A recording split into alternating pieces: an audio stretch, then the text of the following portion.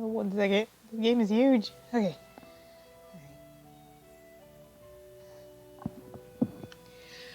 Hello, Internet. It's me, KiKiD484, and oh my gosh, we're playing the KFC game.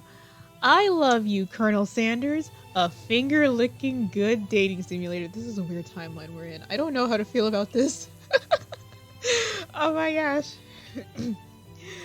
So it's okay. So this is a KFC dating simulator, and yes, KFC is fully aware. I think they're they're the ones in charge of this. So yeah, our goal is to get Colonel Sanders Senpai to notice us. Oh my gosh. We gotta give it our all. We gotta give it our all. We gotta work with our best friend and deal with the rivals and teach and learn stuff from Professor Dog. Okay, this game is weird. How weird does it get? I don't know. Let me drop in on the Twitter and we'll get this weird ball rolling. This game is huge. I can't see the chat. I have to go to my phone. Oh my gosh. Give me 1 second.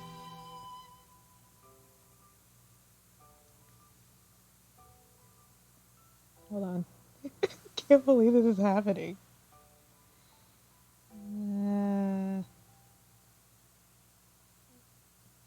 Lickity.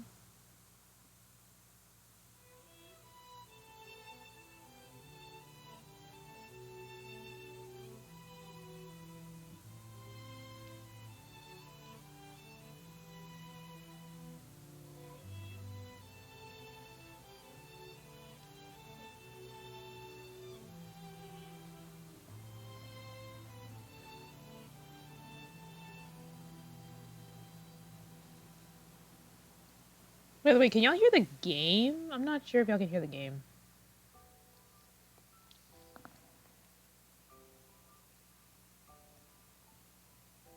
Oh, it's very silent.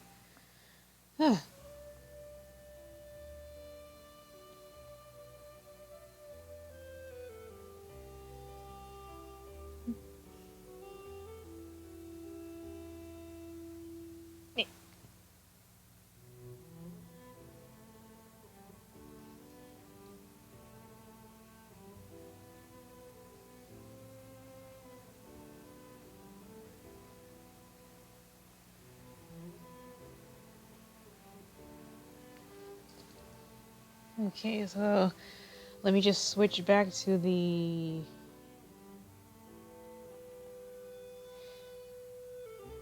Okay, so switch back to the video, look at the chat. Alright. Right? Let's see. This music, though. Let's see. Oh, ow. Credits. A game by KFC. And... Okay, I feel like I need to go full screen. I can't see. Oh well, I'll have to read it in post, I guess. How do I get out? Oh, back.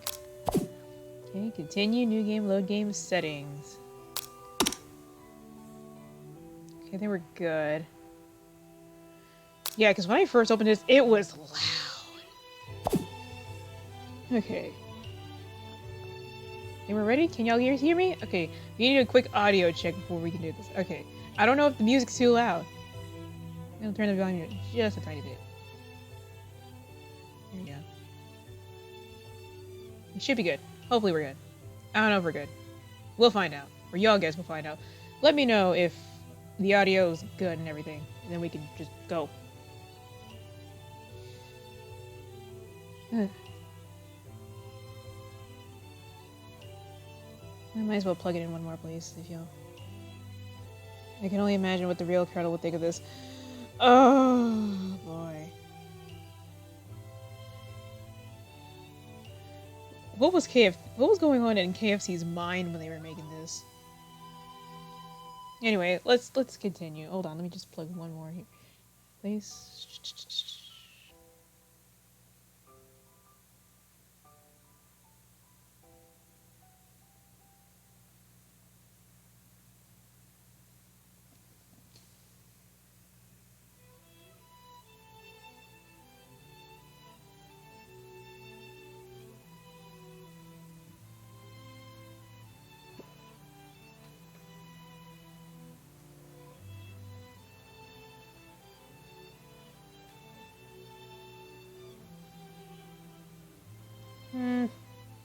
don't know if I should rob it there because he's also streaming.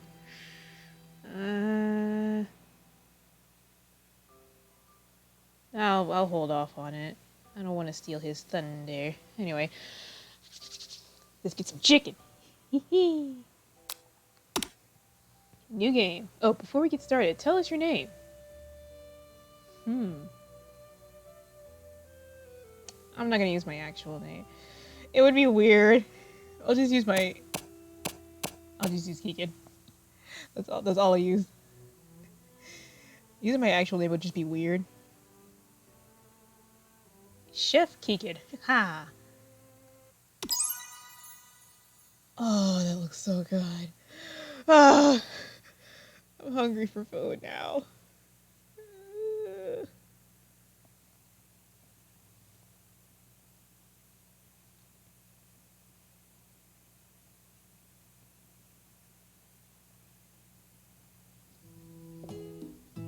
You sleep softly as the morning... you sleep softly as the...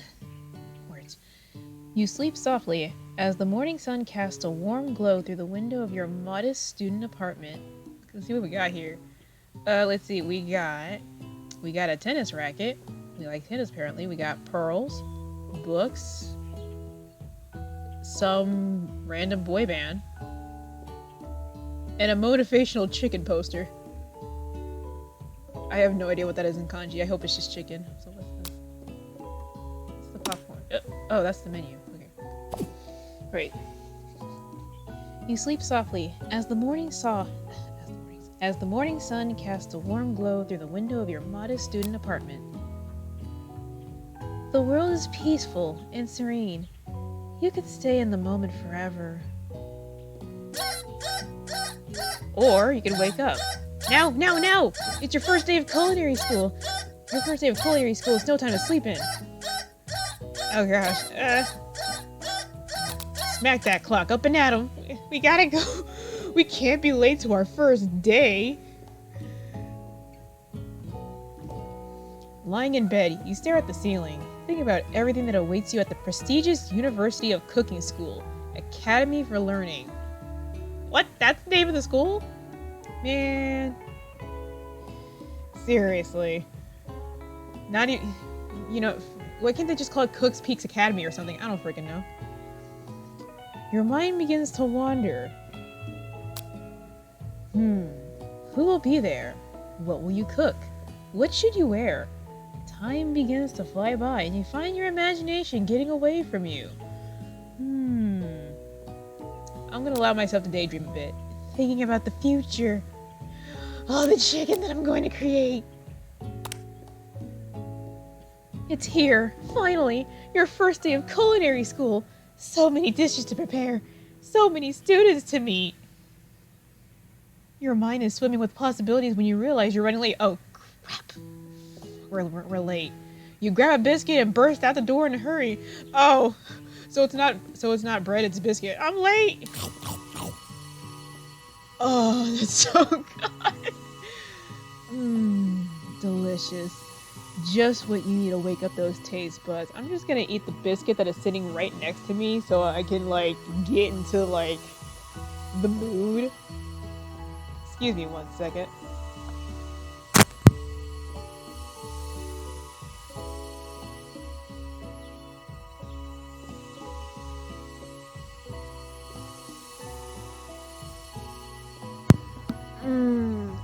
This is a really good biscuit. Dude, I am really immersed. I'm like immersing into this game right now. It's great. I wish I could do a webcam, but I can't. Yikes! You're in such a hurry. In fact, you forgot to put on any deodorant before running out the door. Oh no! Oh yeah, we're not getting the Colonel. We forgot to put on deodorant. You're sweating buckets, chicken buckets, as you rush to arrive on time. Uh-oh. Oh no! First day of school and we're already the quirky one. Standing in the quad, you gaze upon the magnificent University of Cooking School, Academy for Learning. Welcome to Chicken's Peak Academy.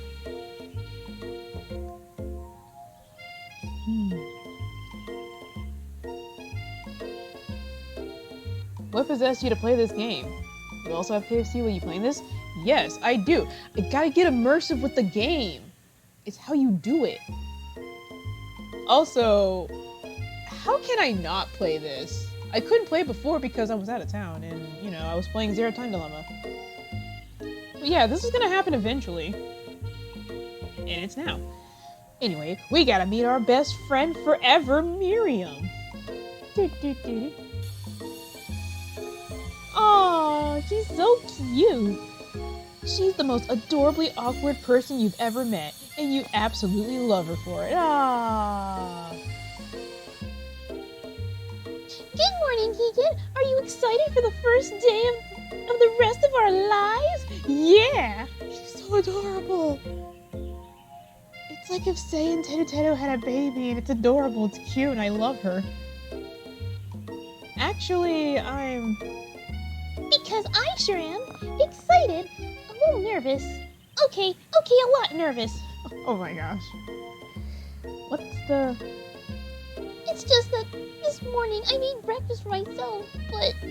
Well, when I ate it, I couldn't taste any love in the food. What if I'm no good? What if I fail? Oh no! Classic Miriam. Raised by master chef parents, she's always held herself to a very high standard. Aww. Ever since we were little babies playing together and you rescued me from that quicksand box, it's been clear to me that you are the most loving, caring person I know. You're gonna do great. Just gotta find a way to put that in your food, and people will live that. Oh my gosh, there's even voice acting. What is this? With the University of Cooking School Academies for Learning's famous 3-day-only semesters, and I'm afraid of being left behind and never catching up. You're raised by ultimate chefs. I don't see why you have a problem. I'm just a normal high school girl with no talent whatsoever. I don't even know how I got into this. How did I get into this? Did I just buy my way in or something? I don't know. I think that never goes... they never explain it, probably. They don't explain it. A sweet girl, Miriam has always had a flair for the dramatic. This summer, she got so nervous about her first kiss that she chipped a tooth practicing on a mannequin. Oh no. Wow. This girl is weird. Love her. You should pep talk her. Or change the subject to give her some release. Let's pep talk her. Pep talk your best friend. Remember last month when we saw that fortune teller and had our tarot cards read? The lady with the mask who gave me nightmares? I've been trying to forget. Wait, that was a woman?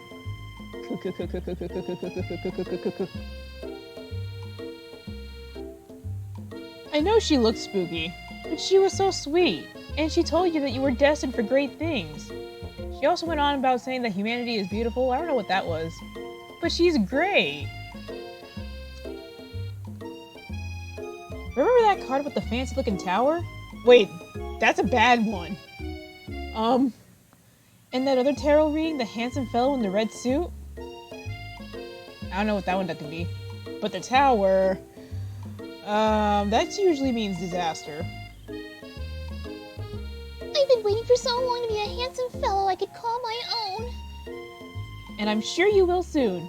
In no time, we'll be graduating, and you'll be delighting the world with your heartfelt cooking in no time at all.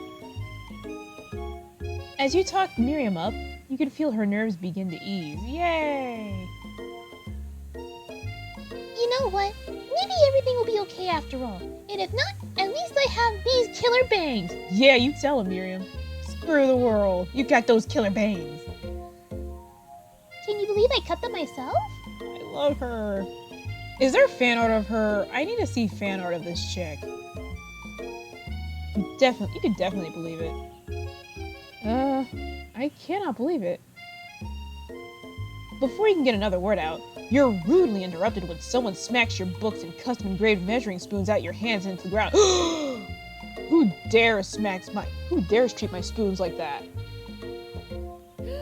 Hey! Oh great, it's the most popular girl at Cook's Pizza Academy. It's Ashley, your arch rival. She's totally evil, but you can't help but be filled with jealousy. She can get anything she wants and she knows it. It's just an exaggerated way of saying Ashy. I think she's so freaking cool. But I can't get mad at her because she's so awesome. Ugh. Hello, Ashley. Wait, are those fucking chicken leggings? Oh my, chicken legs on the chicken leg. Oh my god. I love this game. God, why is Ashley so cool? Oh, I didn't see their chicken shins. Ah, snap. You leave KiKiD's shins alone. They're perfectly normal shins. Oh my gosh, yeah, my shins are normal. I'm just a normal girl with normal shins. Can't stand Ashley. Even her name is annoying. You know that for a fact that it's actually Ashley, but she had to add extra layers just to make herself feel better. Fucking love this game. Even this game knows. Gosh, freaking Ashley. If anyone here knows what perfect shins look like, it's us. Yeah. We're not gonna let you or your really weird insults get to us. Across the quad, you see Ashley's best friend, Van the Man, has stopped to look at his own reflection in the mirror. His pants are so tight, you can see him casually working out his glutes while he styles his hair. No lie, they're rocking glutes. Dim glutes.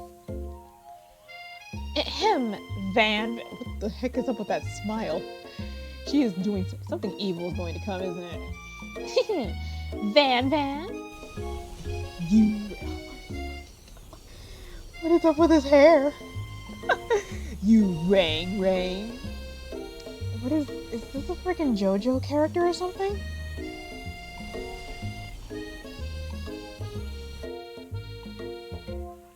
You've never been sure what their arrangement is, but as long as you've known them, Ashley and Van have just been as close as you and Miriam, but substantially more devious. I can't believe the University of Cooking School Academy for Learning would ever allow people like you to attend as students. We can't get mad because Ashley. She's totally evil, but we can't get mad at her. She gets what she wants, and she knows it. Sucks. I know, right? You'd think they just hand us our diplomas now. Gosh darn you. Or maybe hire us as professors. You amateurs could learn a lot from us. Miriam is totally uninterested. With the first day of school about to start, there's just not time to properly tell these two off, so you resist the urge. They win this round. Let's go, Miriam. See you later, losers. Who's this guy? As you approach the door, you see a goofy-looking kid pushing hard against the window directly next to it. Ew, did he just fart? Who is this guy? Oopsie, oh god. Who is this kid? I think it's broken. Okay. Who's this teddy looking motherfucker right here? Who is this guy? You reach forward and easily pull the door open. That should do the trick. I love you! Wait, what? I don't even know you. You're not Colonel Sanders Senpai. I think you mean thank you? Nope. Great, hold on. Check the audio on this. Okay, looks like it's good, but I might be getting drowned out. Just lower the volume just a smidge. There we go.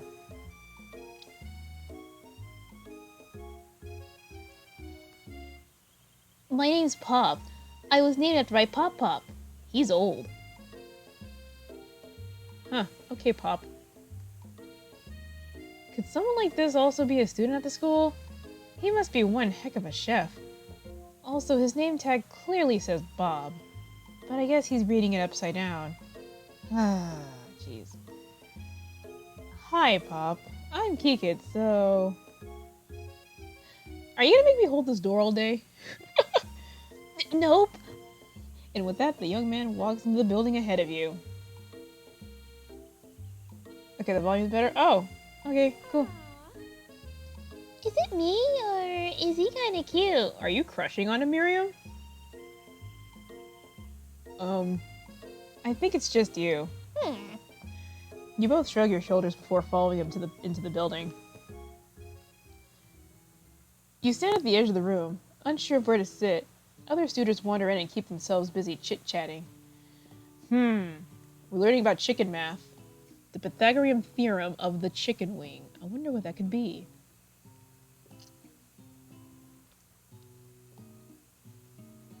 Let's see, we also got pie charts.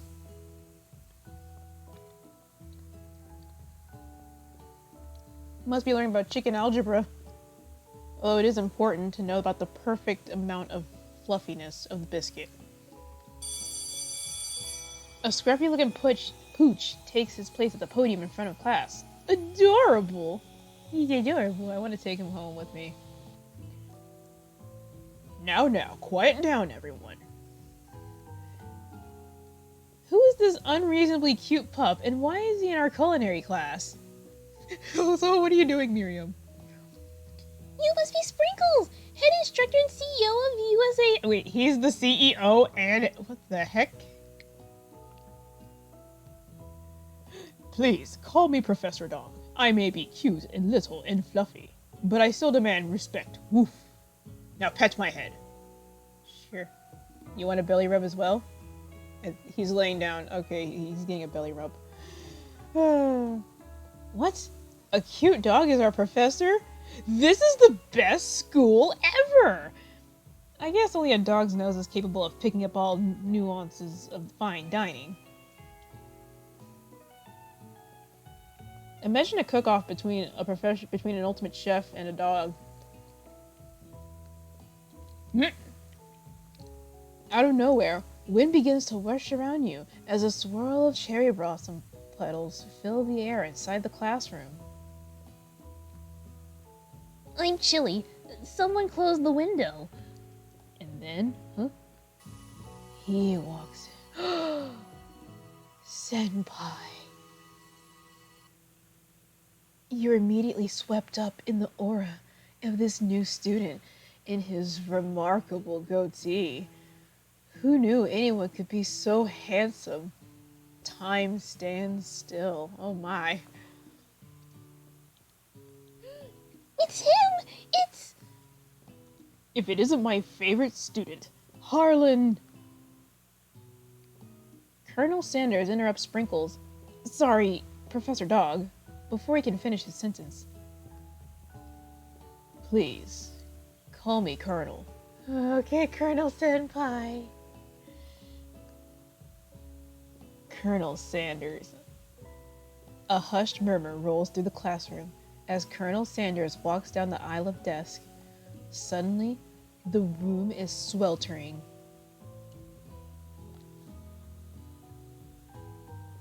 How much do I know about this game? None of it. I'm going in completely blind. Sweat begins to bead across your brow. You feel like everyone is looking at you, and you're not entirely wrong. And this over here must be Sweaty Sweats a lot. Oh, fucking Ashley. Dang. Maybe we should open that window back up there before faucet pits melt into a puddle and evaporates entirely. They're so savage. Hold on just a second. Nobody talks to my friend like that. Oh no, Miriam's pissed. Oh, she is angry. You two both know my name. We were in the same kindergarten class. And what is it all with your really weird insults? Besides, when KiKiD sweats, it's not gross. It's beautiful. Look at that shimmer. Okay, Mako, calm down. She's giving off... Okay, you're being Mako Makoncho, and I respect the enthusiasm, but calm down.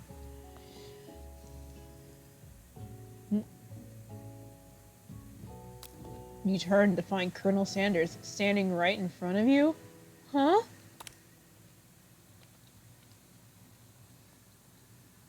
Colonel Sanders, beautiful angel that he is, stands before you, smiling gently, his hand outstretched. Why? Boy howdy, this classroom gets hotter than a Kentucky fryer. Oh my. This game is weird. Please, use my handkerchief. This guy is freaking built. Wow. You freeze up. Colonel Sanders is talking to you. Oh my gosh. He's blowing kisses at us. What the heck? What do we do? Wait, Colonel Sanders is talking to you about how sweaty you look? You're completely mortified. Oh. No. This can't be your first interaction. What if he never forgets this moment?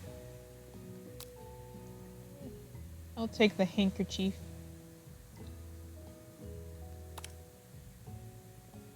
You stretch out your hand, and Colonel Sanders places a fine silk handkerchief in it.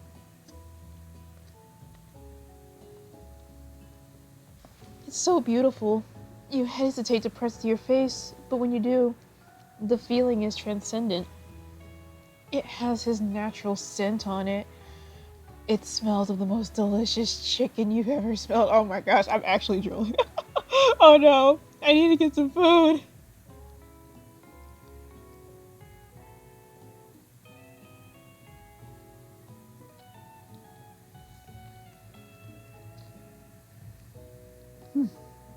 Oh my gosh. Professor Dog steps in to settle the class down and set some ground rules. Welcome to the University of Cooking School Academy for Learning, the greatest culinary academy in the world. The birthplace of the culinary's legends past, present, and future. Many challenges await you. There will be tears. There will be blood. There might even be really adorable tiny food. I like tiny food. And when it's all said and done, there will be a battle! You will lift your sporks and compete in the broom cooking arena! Oh, shoot. Just then, another student enters the classroom and interrupts the professor's rousing speech. Huh? Who's this guy? Who is this guy? For real, he is very lanky. Sorry, guys. Hey, guys, sorry I'm late. I hope everyone had a good summer. I really miss... Quiet! Bro, who is this lanky boy? I need to like differentiate his voice and Pop. I honestly don't know what his personality is, so this is gonna be hard. Late to class is bad enough, but interrupting my monologue? You're on the fast track out here, young man. Are you sure you're even in the right place? Don't you recognize me? This is my 3rd year in this school with you as my teacher. Are you sure you shouldn't be going to that school over there? As I point, there's like, it's Hope Speak Academy, but like on fire, and there's like Monokumas everywhere. Everyone stares at him blankly. Does no one remember me? You're expelled if you utter one more word before I finish. Uh-oh. Let that be a lesson to you, students, that tardiness is unacceptable. Tardiness in the school is unacceptable! Oh my gosh, freaking lemon grab. I'm not hitting the high note. Y'all have ears, and I cherish them. Even Clank made it to here on time, rolling halfway across town on his tiny wheels. Man, you hear that? Even Clank got on time. Gosh darn, you gotta step your game up. You turn to see that the student Sprinkles is referring, who appears to be some sort of industrial kitchen appliance. Wait, what? Oh no! One of our classmates is a oh my god. One of our classmates is a robot. What? This game went from silly to just freaking weird.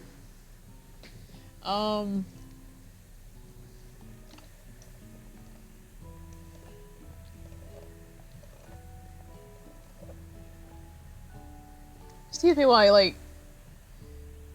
I need to comprehend the weirdness that we're dealing with a freaking robot here. This is weird.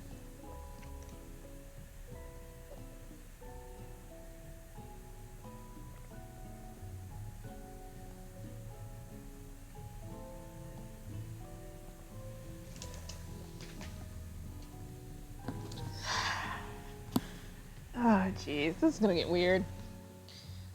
The class bursts into laughter. What the weird? What?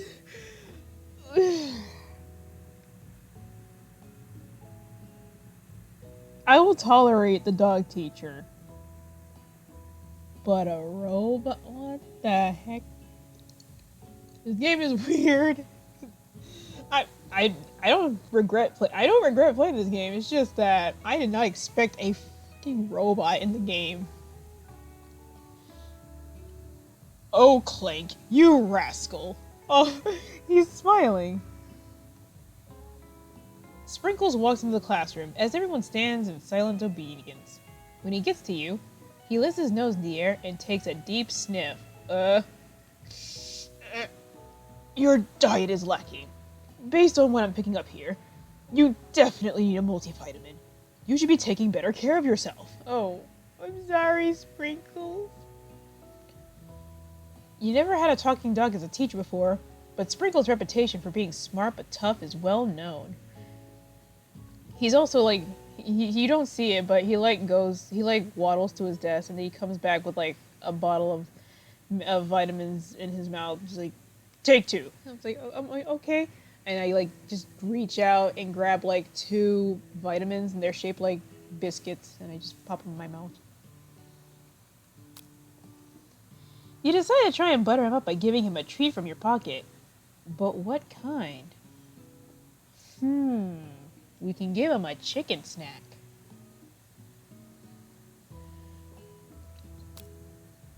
Let's try a chicken snack. You reach into your apron and return with a chicken snack in your hand. Sprinkle goes wide as he locks into it. He likes the treat.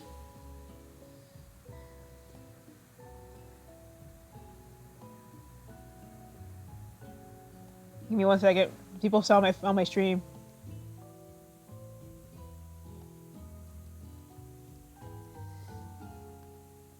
It's his favorite. Yes. We buttered to the teacher. Ah, Colonel Senpai will be ours. Well, well, well. I think there might be some competition for our new star student. Yeah, we're gonna graduate.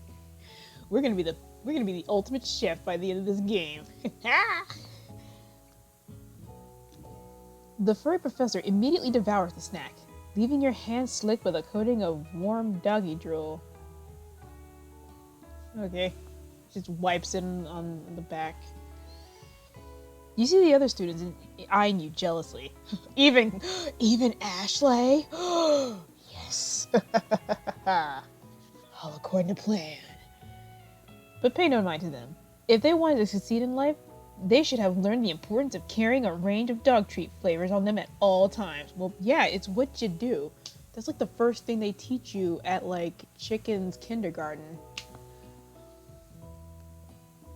Settle down, young chefs. Take your seats and prepare to have your minds open to the amazing possibility of culinary creation. As everybody rushes to claim their favorite seats, you left standing at the front of the room. Only 2 options remain. We have to? We're the main character, so we have to get a sit. We gotta sit next to the window. Hey, KiKiD, there's still a seat here. Oh no! I have to choose between my friend or my lover. This sucks. It seems no one claims the seat next to me if you're interested. Oh no! I don't want to break Miriam's heart though.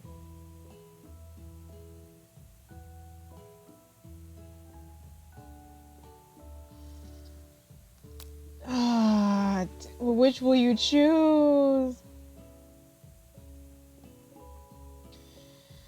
Oh no, who do I sit by?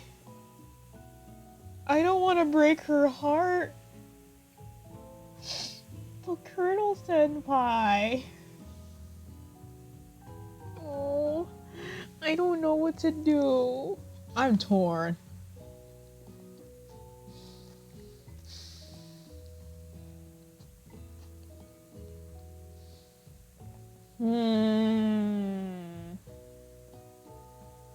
I don't know what to do. I'm stumped.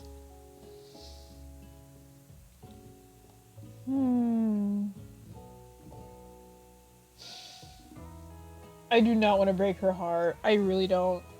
Well, let me take a press screen real quick. Do I sit by Colonel Sanders or do I sit by my...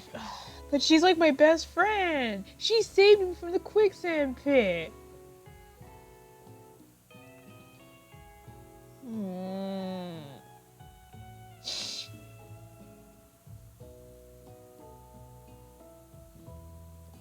This is always to friends. Okay. We have to... We also have to... I enjoy friendship, but what about love?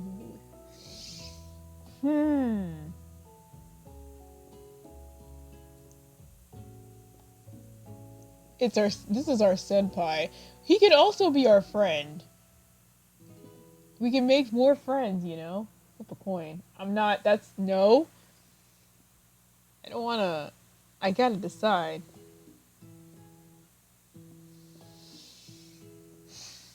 We're always...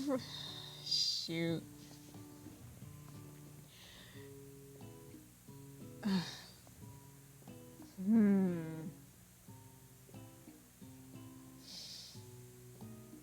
I might have to choose the Colonel. I don't want to break her heart, but we're already best friends, so she should understand, right? Oh no, I swear, if I make her cry, I'm going to hate myself. Shoot. I don't know if I should... This is hard. This is heartbreaking. This sucks.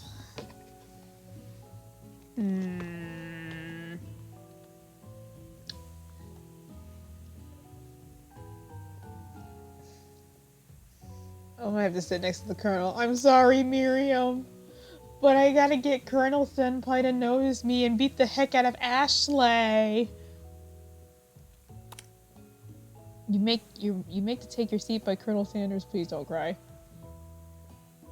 It appears he brought no books, pens, or pencils. However, his perfect upright posture shows off a seriousness that makes you confident in his desire to learn. Thanks for offering me the seat. I've only had 2 rules. Do all you can, and do it the best you can. It's the only way you ever get that feeling of accomplishing something. Ah! Words to live by. That's so inspiring. A little off topic, if you ask me, but okay. As soon as you settled into your seat, the professor makes an announcement. Think fast, it's time for a pop quiz. Wait, what?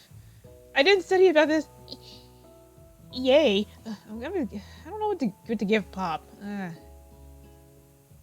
I guess I'll give him a nasally voice. Yay, a quiz about me. Get out of here. This incredibly important and surprisingly short quiz will tell me if you are ready for life at culinary school. Oh, shit. Keep your knife sharp and your focus sharper. Here comes question number 1. If train A is traveling to point B and train B is traveling to point A, how important is it to wash your hands before cooking? It's very important. Extremely. Looking at you, Pop. That's right. Always wash your hands. Filthy germs don't belong on perfect chicken. Forest is to tree, as chicken is to life. Forest is to tree, as chicken is to feather. A slam dunk. What is the most efficient eating utensil ever created? The spork.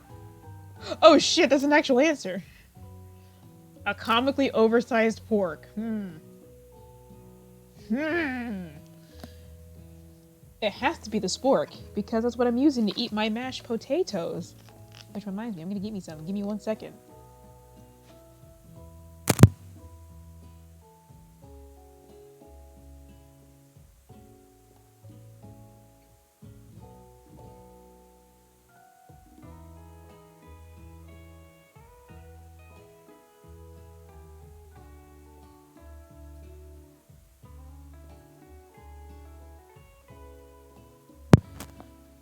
That's some good mashed potato. But yeah, I'm gonna say spork because without it, I wouldn't be able to eat my food. So, spork. Yes! I am ready for KFC cooking. What food is best for a broken heart? Anything, as long as it's prepared with love and not too much salt. Okay. A pancake that looks like a silly face. Yeah. If Sprinkle's a good boy, he is the best boy. That's an answer! I love this game. I love this game so much. He's a talking dog that teaches it. He's the best boy. I freaking love this game. I didn't even know that was an answer. I just said it. This game knows. Your total score is perfect score. Take that, Ashley. Perfect score, 5 out of 5. Wow. Be honest. Did you cheat? No. I'm just that awesome. I'm ready for KFC cooking. I know my chicken. You look up to see that Colonel Sanders has been watching you tally your score. He's impressed. Yes. I know we just met, but I have to confess. I think you have a beautiful brain. Oh my god! He's complimenting my beautiful brain.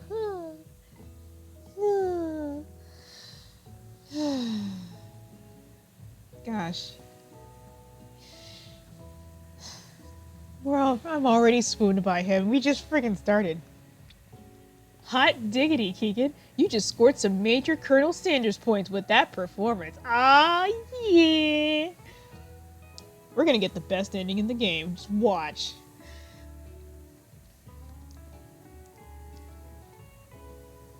May I have your attention, students? I have an important announcement to make. Another one? Time for lunch! Yes! The best time of the day.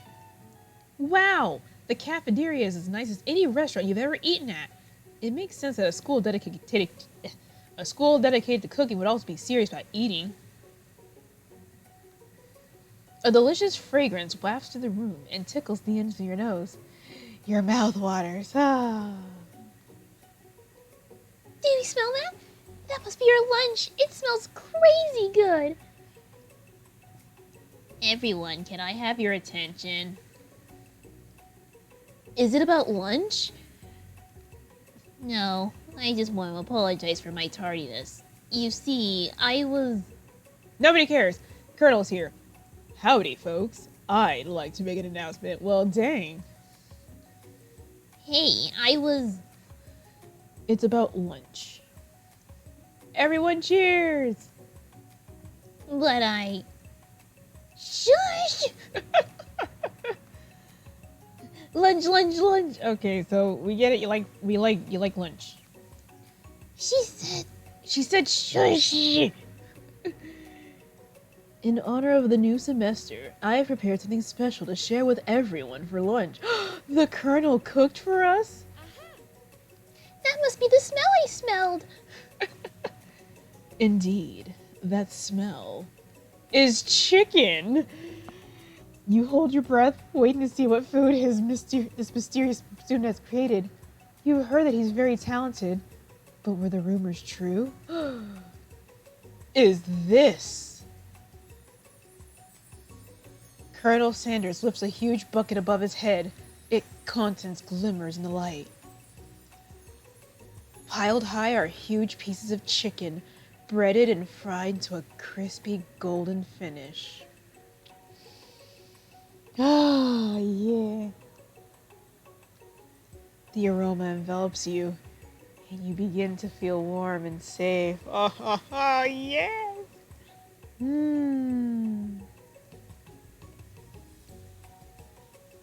Colonel Sanders has filled a bucket with chicken? What a novel concept. Your stomach begins to grumble as if to say, stop thinking and start eating. For years, I have been developing a secret recipe for the perfect fried chicken. By my calculation, nothing less than 11 herbs and spices are required to achieve that perfect balance of flavor. The key's ingredients. just 11. Not 10, not even 12. It has to be exactly 11.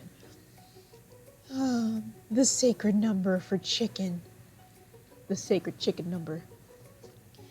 You look around and notice that every other student has a pen and paper and is scribbling notes as fast as they can. Oh, yeah. But that's all I'll say about that. What?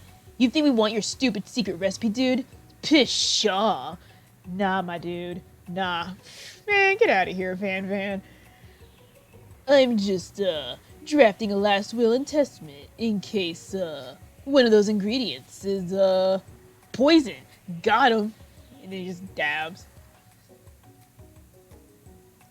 He looks around nervously to see if anyone else is laughing at his sick burn. It wasn't sick at all. You wait to see what zinger Ashley was prepared to follow up, but she suddenly takes a different approach. Yeah, and I was just like writing in my diary. Damn. Dear diary, today I smelled something beautiful. I knew at the moment that only the hands of a true gentleman could fry chicken so tender. Wait, what? Girl, you be kissed away from Colonel Senpai. He mine. You see her body language change from bitter and evil to sweet and innocent as she slides closer to Colonel Sanders. Back off! She realized that he is destined for greatness and fame with cooking skills like this. She wants him all to herself. Oh, heck nah! No! You can get away with a lot of things, but you are not taking my senpai from me. Oh, please. He's so angry. Oh my god. Well, Van the man, if you don't want any, I'll take his. Whoa, hold on. I mean, I guess I'll try it. He takes one bite and his eyes grows huge. His eyes grow wide. He starts contorting his face as if he tries to hold into his pure exhilaration and acts unimpressed. He can't resist the chicken.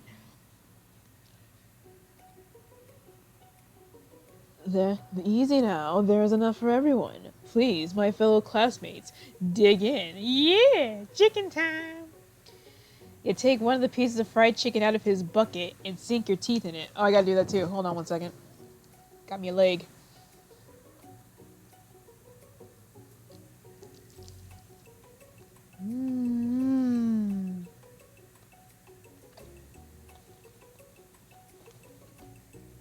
It's sugoi.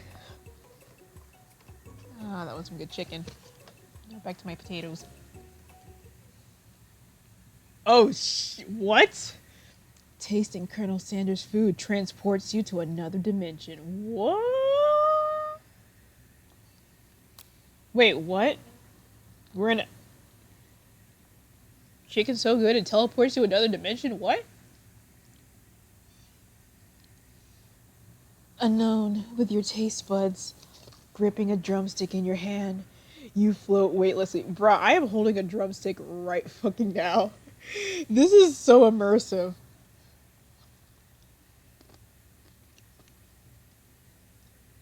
I feel like if I keep eating this I'm gonna like fall deeper into the dimension.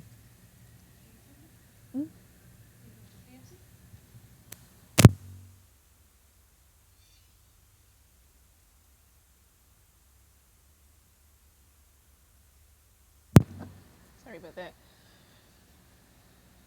Bruh, like, this is weird. Like, I'm holding the chicken right now. Like, I'm just eating the chicken with my eyes closed, and you just see this dimensional vortex, like, just swirling behind me. I should draw this.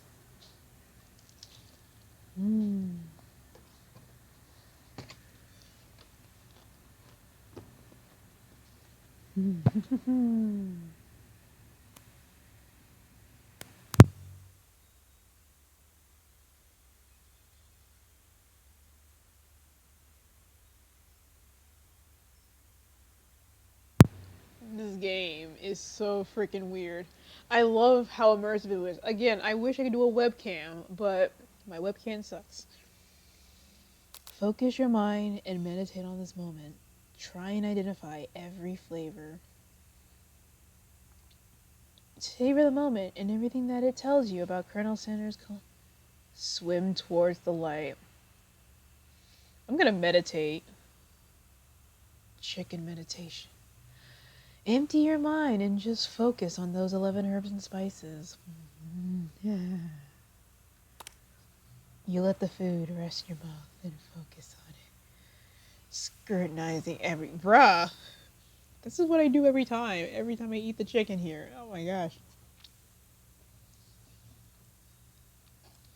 I was just doing that a minute ago.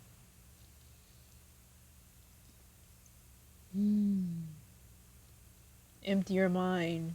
Visualize the flavor. And just meditate.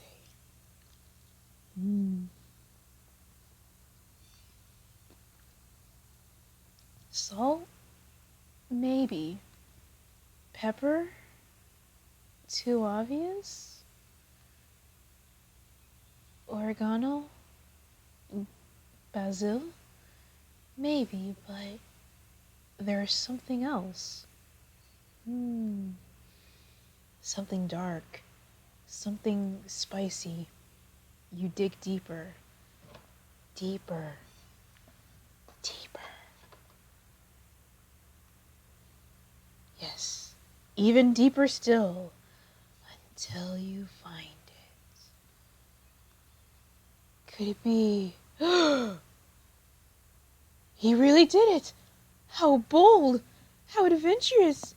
To use... What is that secret ingredient? We mustn't know! We must know! What is the secret ingredient? What is the secret ingredient? Is it love? Is it love? Is it mashed potato? Is it gravy? Is it hope? What is the secret ingredient? I must know. You try to dig deeper into the sea of flavors, but this revelation alone is more than you could handle. Apparently it's so much we can... Apparently it's so freaking powerful that we can't even name it. You snap out of it and realize that this information was meant to remain a secret. And yet, now you know. A mantle of responsibility now rests upon your shoulders. We know the secret ingredient. We have to keep it to ourselves now. We mustn't tell anyone. Not even to Miriam. As you look around, you realize that everyone in the food is consumed by the lunch. No one noticed that you've traveled through time and space. That must have been some good chicken if I've just traveled through time and space. After tasting his food, you try to get some one-on-one time with Colonel Sanders. We approach Colonel Sanders.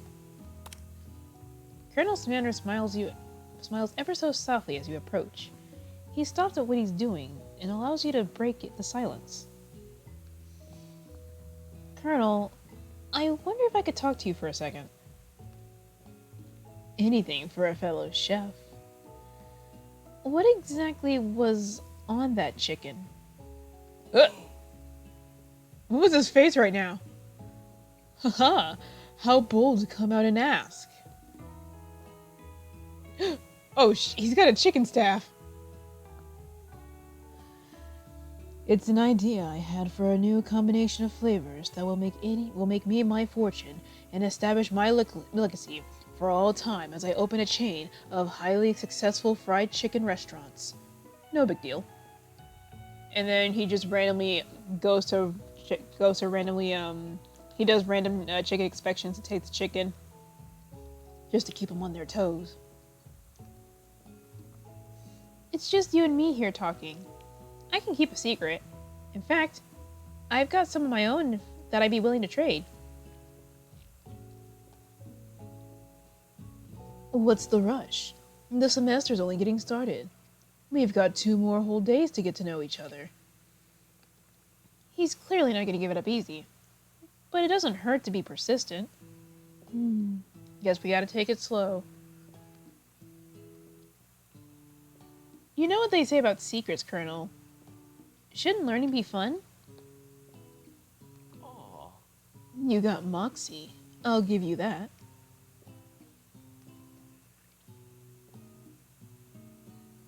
Colonel Sanders looks both ways to make sure you're truly alone, and then leans in. You can feel his warm breath as he whispers. Just one ingredient, but you can't tell. I use blank. It's something my great-grandmother taught me. Blank! Wow!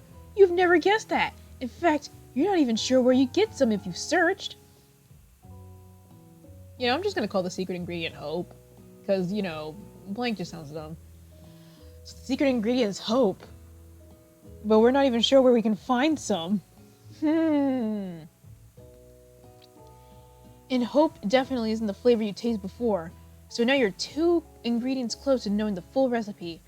But you don't let Colonel Sanders that. You don't let Colonel Sanders know that. While you were wrapped in that huge revelation, you noticed that Colonel Sanders has disappeared. While everybody was still in the cafeteria, you decide to look for him. You find Colonel Sanders standing in the quad. Oh, it's you again. Howdy. Sometimes I'd like to go outside and look at the school buildings. I think about how my story will continue on after I graduated. Sounds like you have big plans. I dare say, the biggest. I will leave my mark on this world. You can bet on that. I wonder if he will. Meanwhile, I'm gonna eat some of this delicious KFC chicken with Colonel Sanders' face on the box.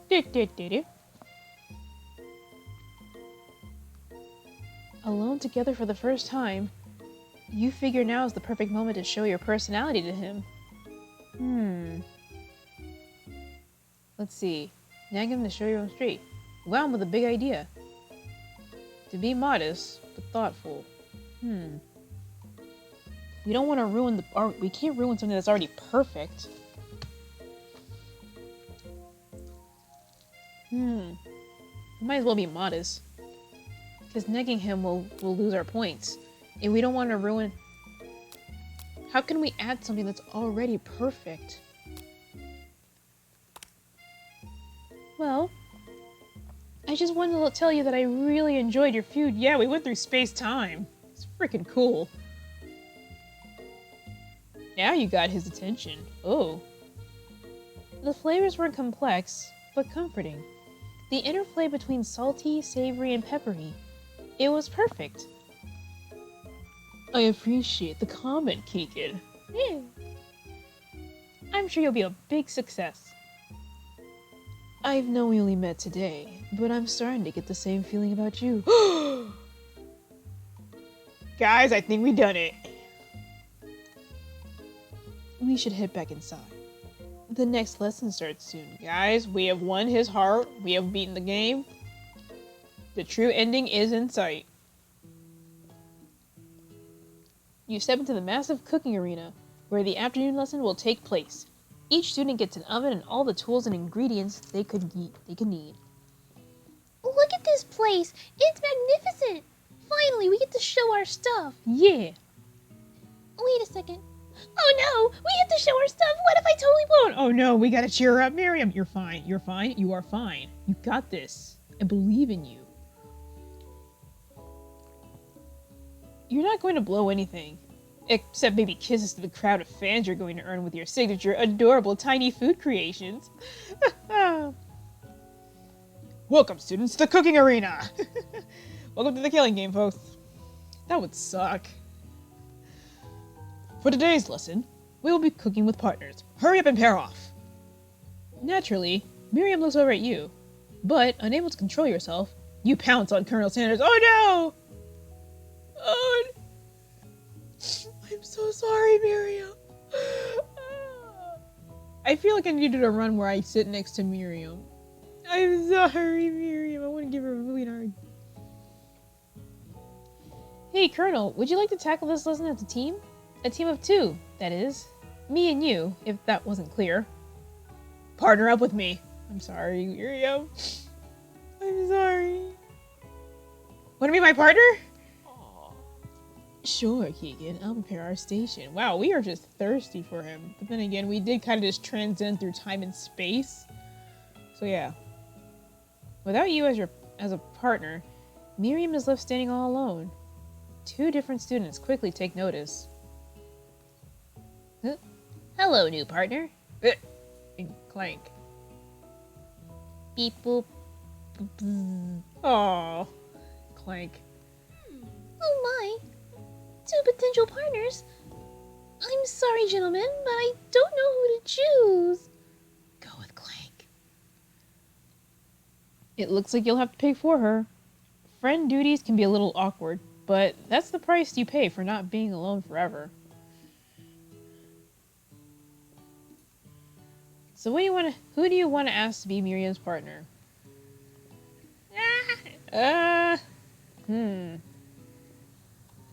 Who do I pair up Miriam with?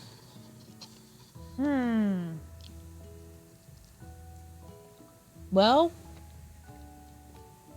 she did express some interest to Pop. But then again, there is Clank. He did show up on time.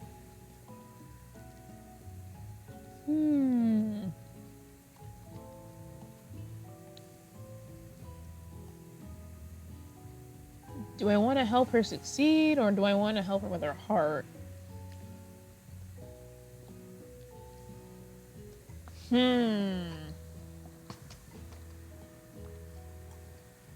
I honestly don't know.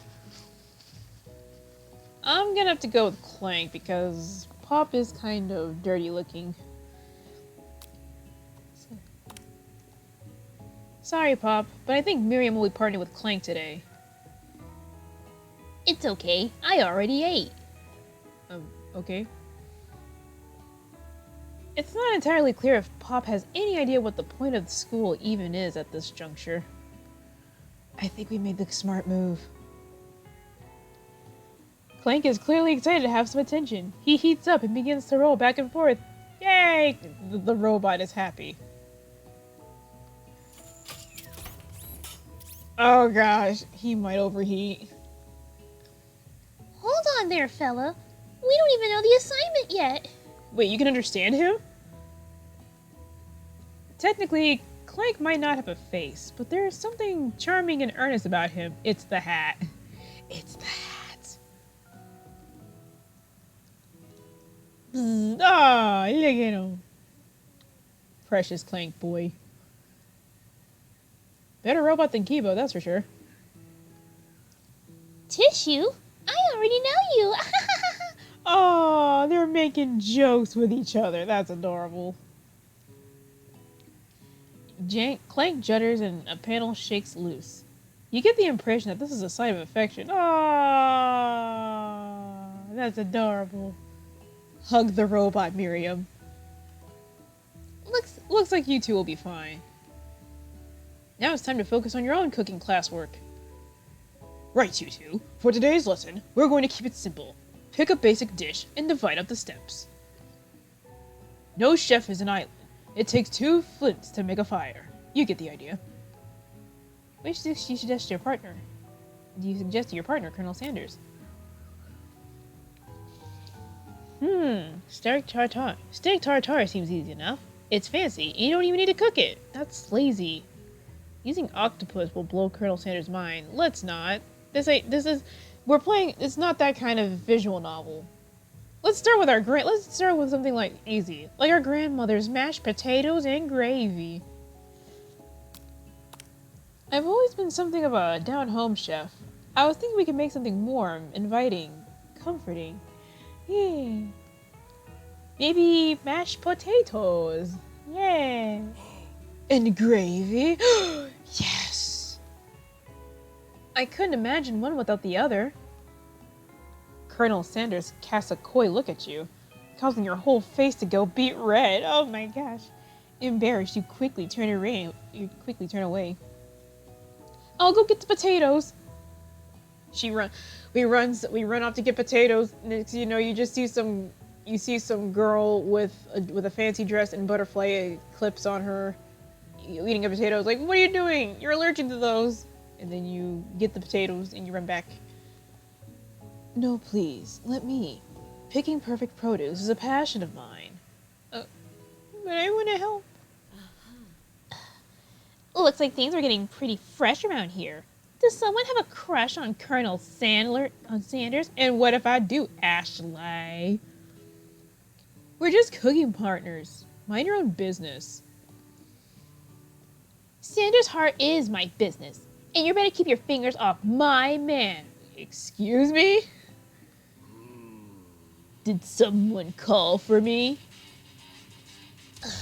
No, geez, Van Van. While I'm over here crushing KiKiD's dreams, you're supposed to be taking care of your classwork. That was the deal, remember? Colonel Sanders returns, arms full of peeled potatoes. He tosses them into the boiling water and turns his attention to you and your old friends. Also, what is that music coming from? Is that the game? Hold up. Oh my gosh, that's the game. Oh, things are heating up, dang. We're about to have ourselves a cooking battle.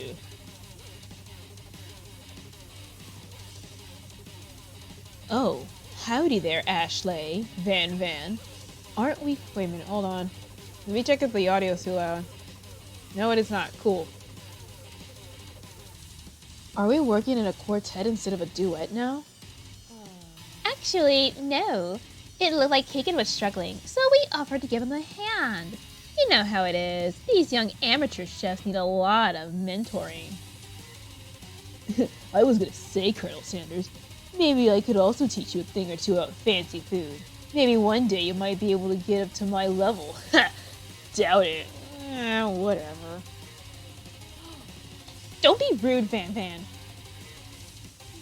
Personally, I have no doubts whatsoever about Colonel Sanders' ability to concoct creations worthy of admiration. After all, your fried chicken was quite spectacular. But Colonel, if you ask me, I might be a better partner for you than this thing that has positioned yourself at your station. Don't you feel deep down that we cast complementing shadows? We fit together like a thigh and a drumstick. It just makes sense. Like my thighs and drumsticks, She says as she bends over, showing off her leggings. Also, the Colonel is not happy. Nothing about this makes any sense, but one thing is clear. She's coming for Colonel if you don't watch out. Ashley is really going at you hard. You need to ask for some backup here before things get ugly. Uh-oh. Turn to Colonel Sanders, hunk of hunks in your time of need. Turn to Miriam, your forever bestie who always has your back. Miriam, help me out here. You turn to Miriam, and as soon as you find her, she senses it and looks back. This girl's friend in need radar is second to none. She immediately comes running over. Back to fug up, Ashley. Here comes Miriam. is somebody threatening my friend? I will destroy them! Oh my gosh, I love her. Just gonna take a print screen of that. Miriam is not okay with you harassing her friend. Actually, I actually think that Ashley and Van were just leaving. Leaving you in the dust vis-a-vis my skills as a chef, perhaps. But stepping away from this competition, you are sorely mistaken. Uh-oh. Miriam, you're a loyal friend, but KiKiD is my partner for today's activity. You look for Sprinkles and hope that he might step in. Basically, hopefully this chicken behind my back will lure him here. But he's nowhere to be found. Darn those cute corgis and their short but sturdy stature. You look down at your station and realize that, in the tension of the moment, your hands have been cooking on autopilot. Distracted by the drama, you've already crushed the boiled potatoes into a perfectly creamy mash texture, with plenty of butter and cream for flavor. It's as if your natural passion guided you through the steps you know so well, while your attention was elsewhere. Huh. I know just what to do. Huh? Colonel Sanders extends his hand. He's holding a beautiful white porcelain gravy boat, out of which pours a smooth brown gravy, smothering your nearly finished potato dish.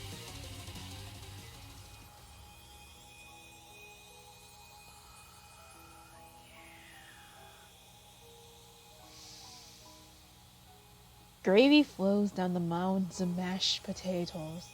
The results look spectacular. Granny would be very proud. That is actually, oh my god, that is actually the most delicious thing in this game. Oh man. Colonel Sanders holds a spork out to you. You reach out and grab a hold of it, but he doesn't immediately let go. The two of you stand holding the same spork, and for that small moment, all the madness and pressure in this crazy world stops. This game is too hot. Your eyes lock. The moment is electric. It's electric! Woogie, woogie, woogie. Sorry, I'm ruining the moment. Time stands still. That is, I'm just gonna print screen that. That is nice. Whoever made this game did a really great job. If you love something, set it free. Wait, what? Together, you dig the utensils into the mashed potatoes and lift the heaping sporkful up. When you see Ashley with a sinister look, you know she's plotting against you to be with Colonel Sanders. And then, filled with rage and without thinking, you fling the spork full of mashed potatoes right into Ashley's stupid, beautiful face. Oh, snap. What? Oh, shit. Oh. When there's hope, it's immediately followed by despair. Oh my gosh. Van, do something! Do something! Scooping up a fingerful, Van tastes the dripping mashed potatoes and gravy and realizes that it's delicious. Horrified by this revelation, he slinks away. Will he ever be able to cook something with so much love and integrity? Oh no! Crap! Hold it right there, KiKiD. We do not waste food in the broom cooking arena. Colonel Sanders, I expect better from you. If you throw one more spoonful, you both better be prepared to eat from wherever it lands. Can I have potatoes, face? Wait, what? Van rushes back over, a covered dish in his hand. What the heck? What the heck? He served an octopus on it. What the heck? What even is this Shokugeki no Shoma nonsense? Mashed potatoes with gravy? Pathetic! In just a few minutes, I've prepared a full meal. Gaze upon my specialty.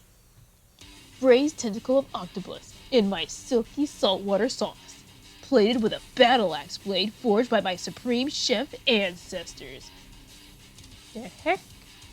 We are eating, I don't mind this being served on a battle axe, but octopus? You ignored me for too long. It ends now. It is I who shall have the first bite, and you will all look with envy. Nah. The interrupting student rushes at Van and swipes a bite of his signature dish right off the plate. No! Oh no. Something about his dish doesn't strike my nose quite right. I think the octopus was rushed. It may have turned in the process. The results could be toxic. Oh no, that's not good. This is what happens when you don't cook your food properly or whatever. This is what happens when you rush food. It becomes toxic to the tongue. Ah, great. Imagine what could be going on in Shokugeki no Soma. too late. It's been eaten. Oh no. I think I left something in the oven. I don't feel so good. Oh no. It killed. Oh no, he's a ghost. He turned into a Pac-Man ghost. It killed him. Oh my gosh, there's a murder in the kitchen. Everyone, step back. Don't take another bite. When you look at the plate, it's gone. The rest of it is gone. You notice the tip of the tentacle being slurped from Pop's back. Oh no. No, not Pop. Pop winces in pain for just a moment, then is almost immediately back to its oblivious self. Oopsie. Tastes like poison. Wow. Tastes like poison. What? Wow. Danganronpa Chapter 5 be like. Oh my gosh. The entire class has gathered to watch Pop's final moments. Shock has frozen the whole crowd. They are as motionless as statues. Dude, we're gonna witness a double murder. The class bell rings, disrupting the moment and snapping everyone back to reality. It would appear that Pop's enthusiasm for trying new things, despite obvious danger, has inoculated him against poisons of all kinds. Wait. So he's a lot. What? So wait a minute, you're telling me that this fool is so interested in trying new things that he just ignores the poison? Wow. It's like, Poison? What an interesting flavor. like what? So you're telling me that does he have this like uncanny power? If he tries something new, he just becomes immune to all secondary effects? Wow. I'm not sure the professors here make enough money. Whoa. I just turned into a ghost over here. The ghost of students. Oh man. A freaking body was discovered. I didn't expect there to be a murder in this KFC dating simulator. What? Oh man. Seeing that you are shaken up by that really annoying student and all of his nonsense, Colonel Sanders approaches you. I'm sorry you had to go through that. Please, let me walk you home. What? Like, for real? Oh, come on. You follow Colonel Sanders out the room. You don't see it, but Pac-Man kind of just comes out of the shadows and starts chasing the ghost of the student.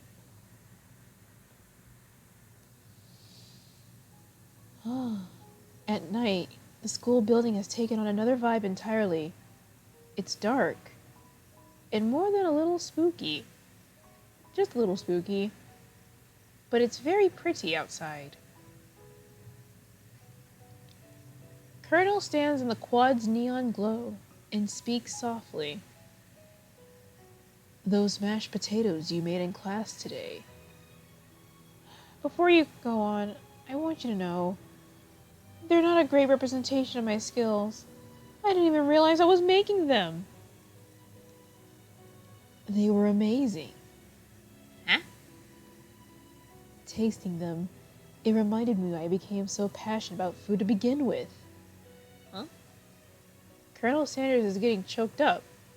Cooking is obviously important to him, in a way you find inspiring. Now might be the perfect time to tell him you're developing feelings for him. We gotta confess! Colonel Sanders? Yes, KiKiD? There's something I need to tell you. We gotta hurry before Ashley gets here. Hold it right there. God damn it, Van Van. There's something I need to tell you first. What do you mean? Why are you even here? You freaking straight up killed a guy. I'm surprised they even let you be. I'm surprised they're letting you run around like nonchalantly. You just straight up murdered a student. Oh, jeez. My thoughts exactly. You see, when I was just a boy, I had a dream that one day I would be the greatest chef the world has ever seen. And every day since, I've been working toward that dream. Day and night, never stopping, never resting. Also lifting a lot of weights. Like, so many weights. Check out my glutes. We should follow our dreams with all of our hearts, that our souls may grant them like wishes floating on a shooting star. Hey, no, you... Shut up! I'm the one here to say that inspirational stuff and be the star of the story. Take you and your pompadour somewhere else. Are we forgetting that you're cooking literally? Yeah, that's what I'm... Like, why are you even here? You just straight up killed a guy. Like, seriously. Are we forgetting that your cooking literally killed a guy? That's what I'm fucking saying. You see, this game gets me. You can't prove that. We can see his ghost. I also saw you kill that guy. What was his name? I don't know, but he was very lanky. Somewhere in the distance, you hear a long, sad sigh. Hey? Forget him! We're talking about me! Me! I'm the hero! Man, this guy's more annoying than Ashley. What the heck? The spork... What the... The spork monster is here to fight your hero! What the... Ew, what is this? Ew! That is... gross! That is definitely a monster. Ew! Why is the spork monster here? How is he born? I think I left the fridge door open. Later, nerds.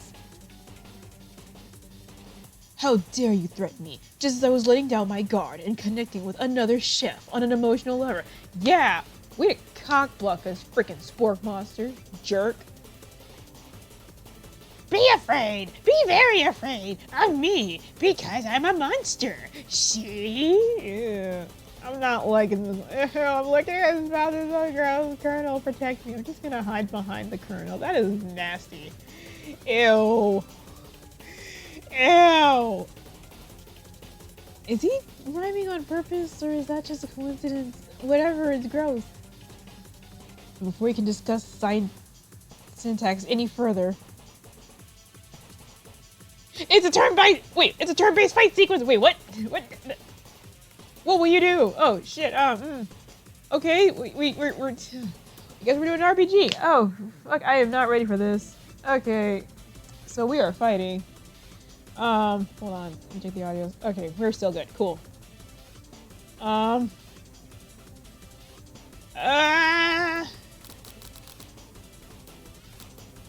Attack! Wait, do I want to attack? I'll defend first. You decide to defend! Which defense will you choose? Trepidation!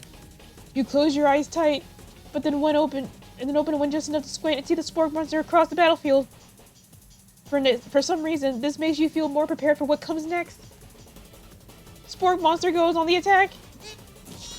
They spit hot gravy at you! You take 1 damage. Gross. Fat lot of good that defense did. Yeah. You decide to go on the attack. Hiya! I don't want to eat. That's nasty. I am not eating that. Cook with love. Cook with love does 1 damage. Spork monster won't forget this. Spork monster focuses their mashed mind and draws in energy from Mother Earth. Wait, what? They grow larger and more intimidating. How will you respond?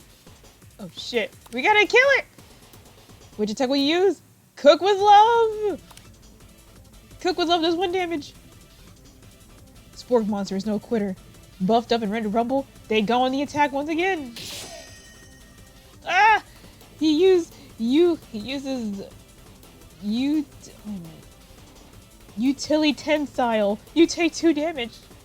If you take much more damage, you're not gonna survive the battle. But we gotta kill this fucking thing. We probably should have ate the thing, but whatever. Nah! Spork monster is oozing cheese sauce onto the lawn of the quad. I wonder who's gonna have to clean that up. Feeling vulnerable. Ultimate rounded edge? Vile villain, your reign of terror stops here. Colonel Senpai! Colonel Salmon summons the energy of 1,000 chickens. His ultimate move. Hot Pie Power Pinch! Pot Pie Power Pinch does 10 damage. Spork monster is defeated. You saved me. Oh my gosh. An injured Spork monster spews steam into the night. Forget mercy. Finish him. No student will ever walk the quad in fear again. The monster met with the wrong shift. So weird. Attack! You ready your final attack? You'll never survive my student debt loan destruction! Student loan debt destruction does 10 damage. Oh my god. Spork monster is completely vaporized. Colonel Sanders looks on in awe. That's a lot of student loans. Allow me to pay them for you. Oh, you don't have to. You continue to surprise me, KiKiD. The defeated monster left behind a special item. Huh? Well, what did he leave behind? It appears to be a cookbook, but upon closer inspection, it's so much more. It's a book of magic spells with a golden chicken in the cover. It's the Chickenomicon. You open the cover and find a library card tucked inside. The last name to have signed it out is Borko.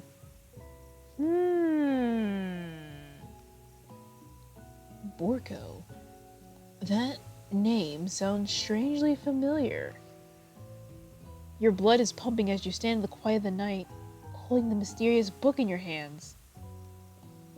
As you come down from your battle buzz, you realize that your final attack has left you completely depleted. The world around you begins to fade away. Wait, what? Without any energy to keep your eyes open, darkness overtakes you. Ugh! The image of Colonel Sanders flashes before your eyes as you fell asleep. Ne, kikoeru? He must have helped you get home. When you're tired state, you don't know if you could have made it without him. What a guy. Oh man, today was a day. He's also in our room. Oh, how embarrassing. He's gonna see my boy band and my chicken motivational poster. It's gonna be embarrassing. I have that exact same poster. You want to thank him, but you don't have the strength to utter a single word. You feel your covers being pulled up over you as you are tucked into. Oh my god. Oh my gosh, that actually looks so. Oh my gosh. I would like to be tucked in to Betty Bye. Good night, my Colonel. Oh my god, that's so fucking nice. In your dreams, you're together with Colonel Sanders. For some reason, Sprinkles is also there, instructing your love. Dreams are weird. Dreams are weird.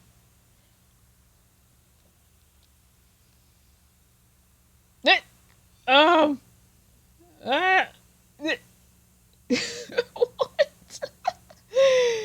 Don't tell me this was all a dream. You awake on day 2 and attempt to process the wild visions you had. Were they memories or premonitions? I don't know. You lie in bed and stare at the ceiling. Think about the secret you discovered while tasting Colonel Sanders' chick cooking yesterday. You can't believe he really used monokumas. That's the secret ingredient now. The secret ingredient is monokumas. Who would have thought that the despair tasted so delicious? And then there was that secret ingredient that Colonel Sanders went ahead and told you outright.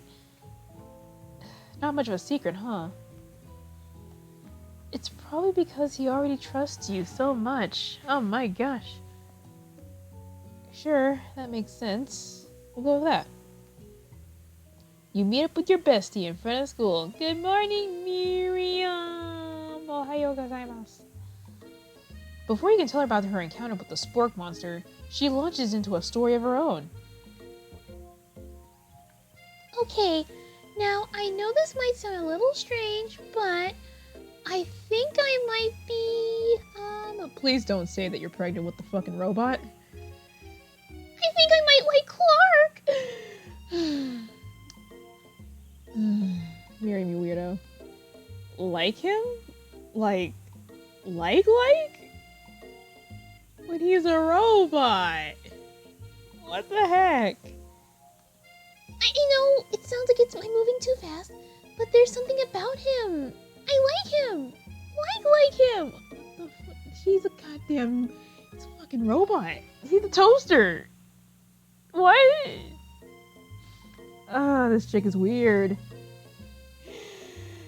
I mean, I don't know. I mean, there's Clank, and then there's, like, Kibo? Quick, chat, who's hotter, Clank or Kibo? This is a serious question.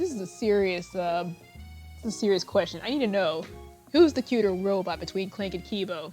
I mean, yeah, Kibo is the ultimate robot, but did he attend at the Ultimate Cooking Academy? I don't think so.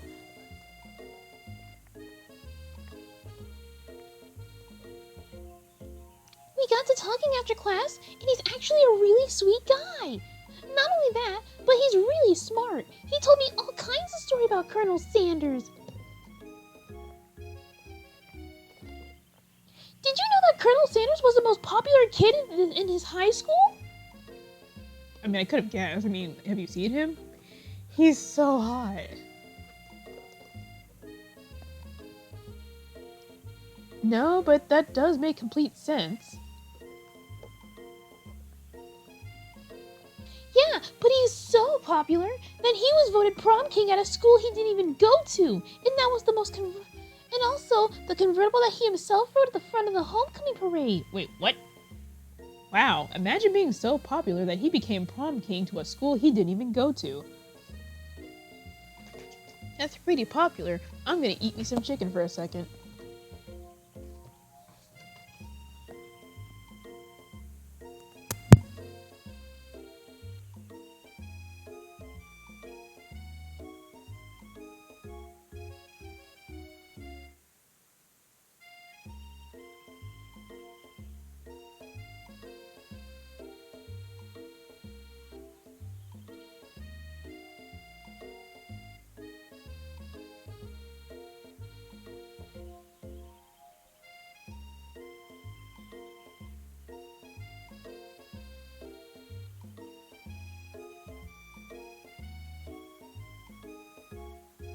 Oh, that was so chicken.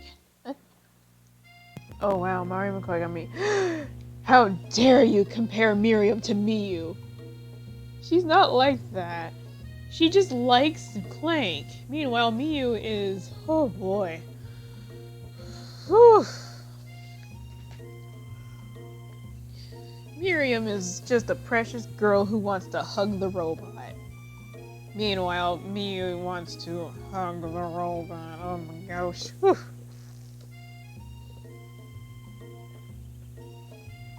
I'm thinking maybe something got lost in pressure cooker language translation here. Either way, Maybe it's best if you took it slow with this new boy. Like I am with Colonel Sanders, even though he kind of told us the super secret ingredient. You and Colonel Sanders? The coolest guy in school? The most famous student to ever attend the University of Cooking School Academy for Learning? You're a thing now? We definitely connected yesterday. He saved me from a spork monster.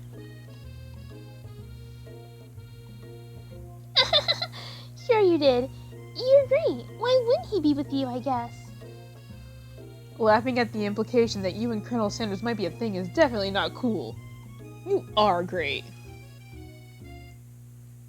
You have an idea about how to prove that your love is real. Well, if he's not into me, then why did he tell me one of his secret ingredients? However, you don't tell her that you know a second ingredient too, which you discovered on your own. Your bestie's eyes light up. A secret ingredient? Yeah, I just said that. A secret ingredient. Is there a dramatic echo in here? Miriam checks to make sure you're alone before continuing. Oh no.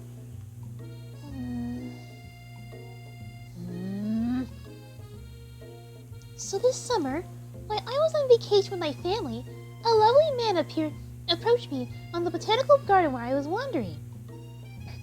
Oh, excuse me.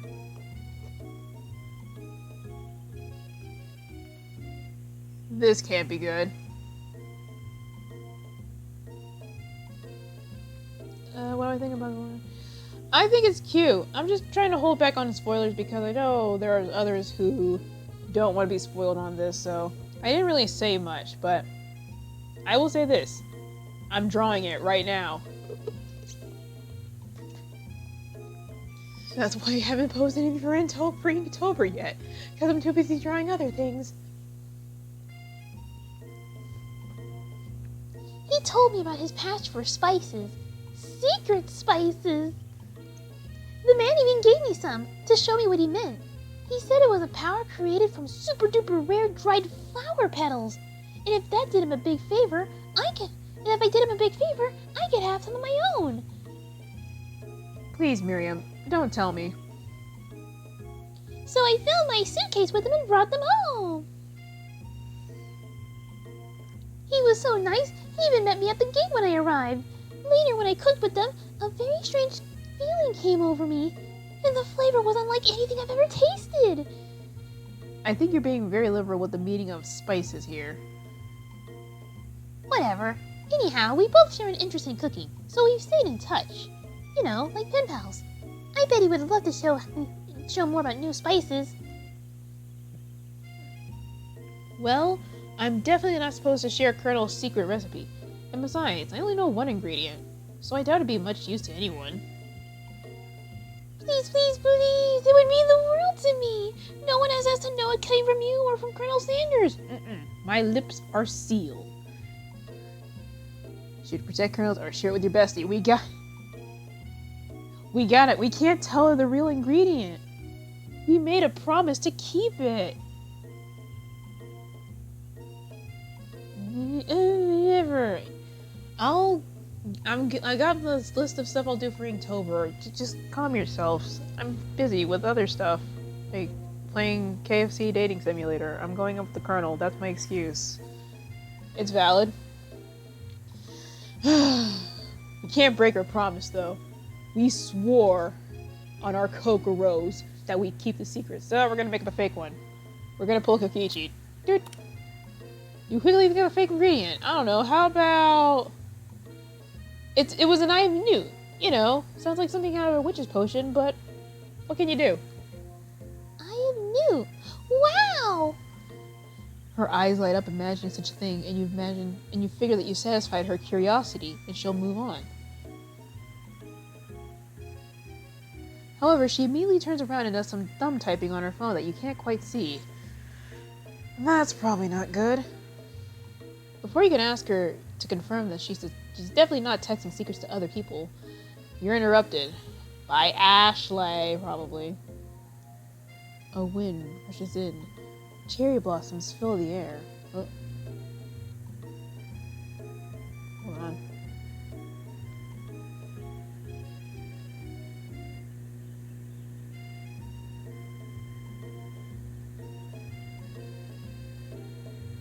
I think it might be buffering.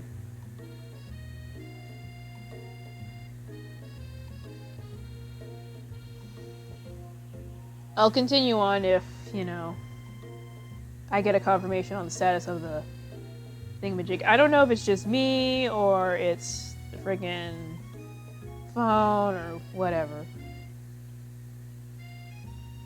I had to refresh. Oh boy.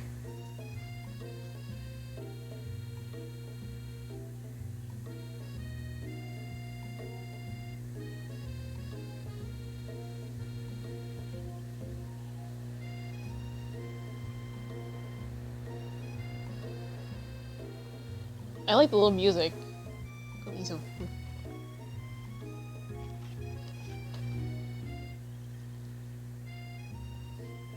Okay, we're good. Cool. A wind rushes in. Cherry blossom petals in the air. Cherry blossom petals fills the air. My night on a horse. Oh my, really? It's Colonel Sanders. He's arriving at school on a horse. On a hot stallion. A stallion as hot as he. Stand back and admire his majestic glory. Colonel Senpai. Colonel Sanders' horse is truly a thing of beauty.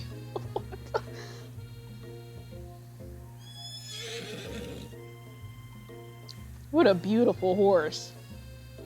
Way more beautiful than mine. Stares at the corner, it just goes, nee, shishi.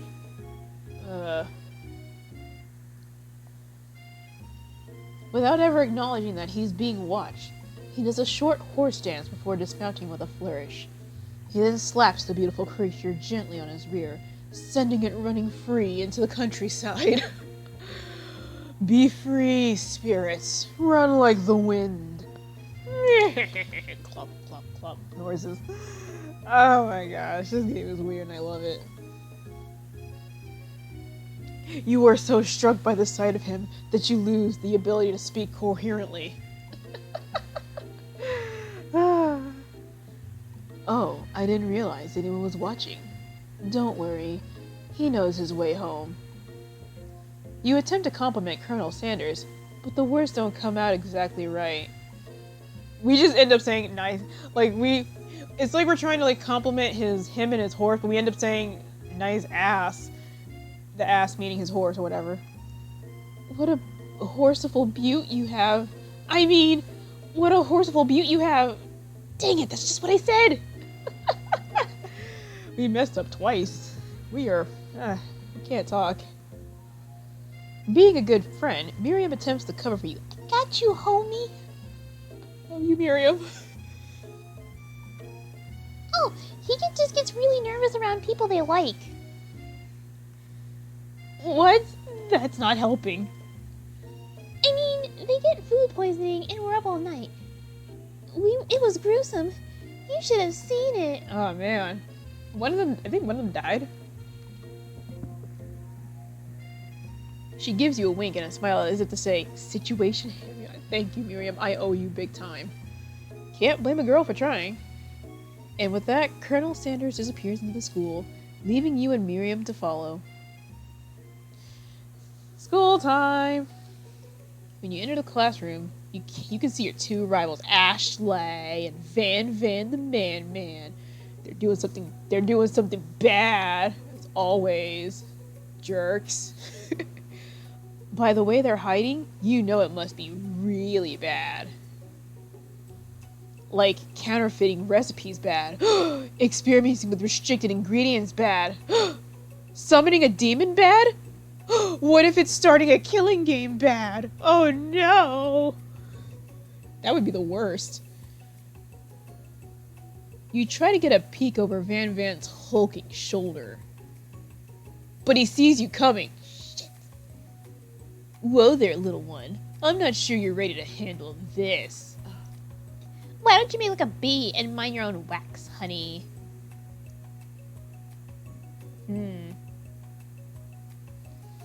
Should we come back or should we just ignore them? Let's act like we're not interested, but we try to get a closer look. You sit near the rivals, but leave your back towards them. You even hear Van Van mutter something that sounds a bit like a magic spell. Wait, what? What are they doing? However, he notices you eavesdropping. You try and cover your tracks and improvise an excuse. It's time for class and you're distracting the rest of us who want to learn. Yeah, trying to learn some chicken math here. We're trying to find out the square root of a chicken breast, okay?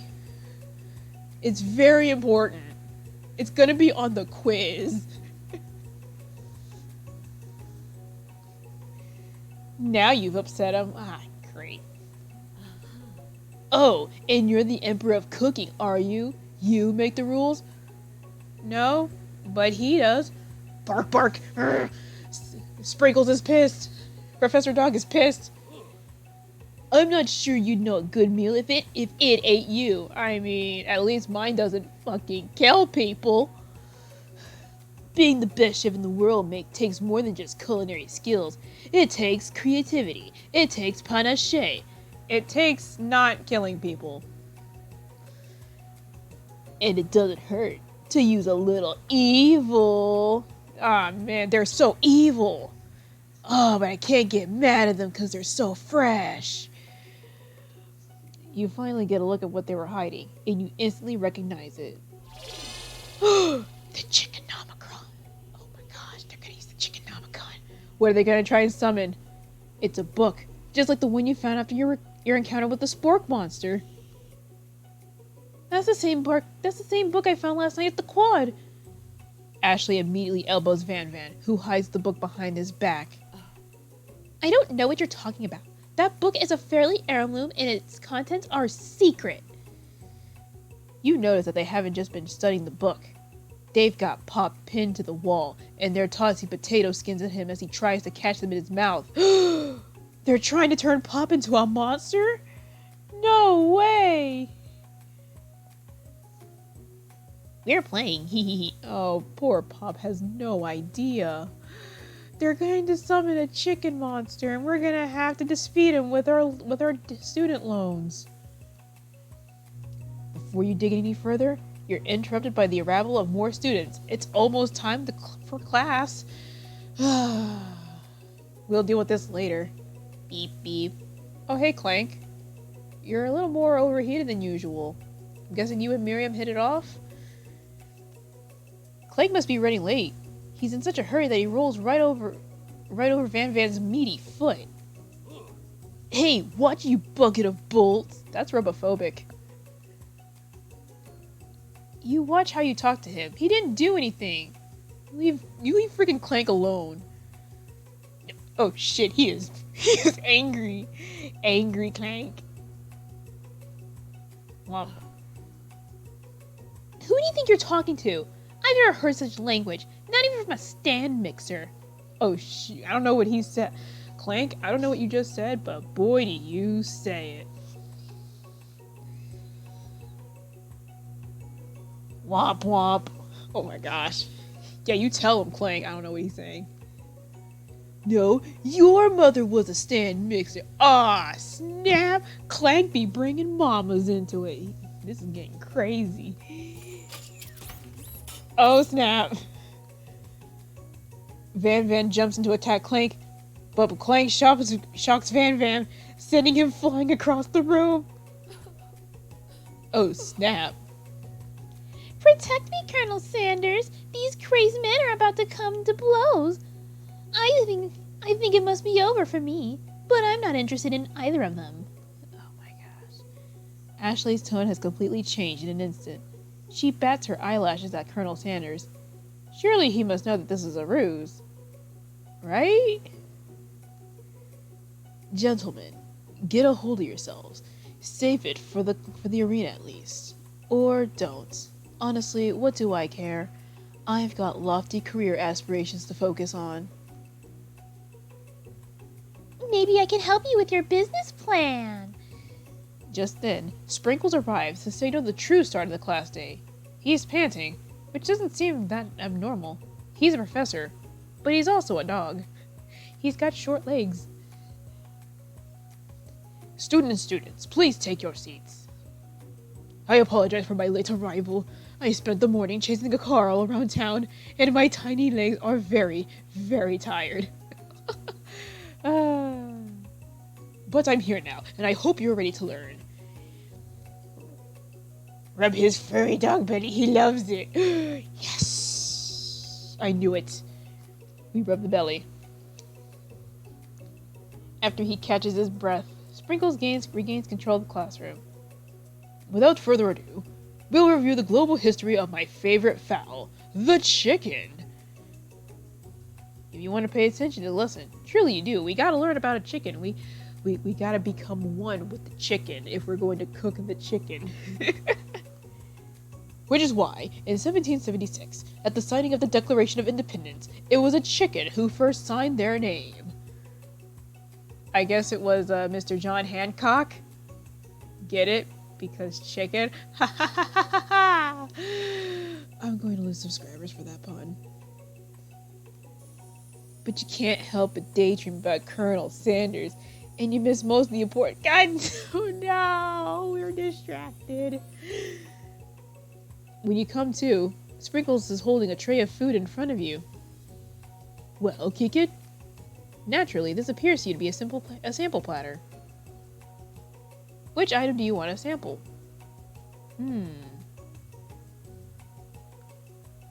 Well, I'm not eating the dog biscuit. A simmering pepper or a glass of water? I'm gonna go with the pepper.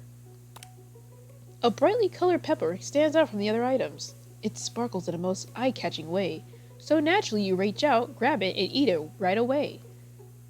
However, your body's not prepared for the heat. The pepper has triggered an intense spice hallucination. It feels like forever as you trip through the universe. What is in this food we're eating? Like, seriously.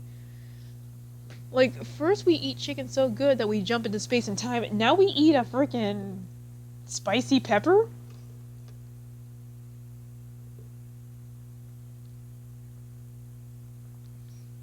Don't you just hate it when you eat food and it sends you to a whole different freaking dimension? Like, gee, that's so annoying.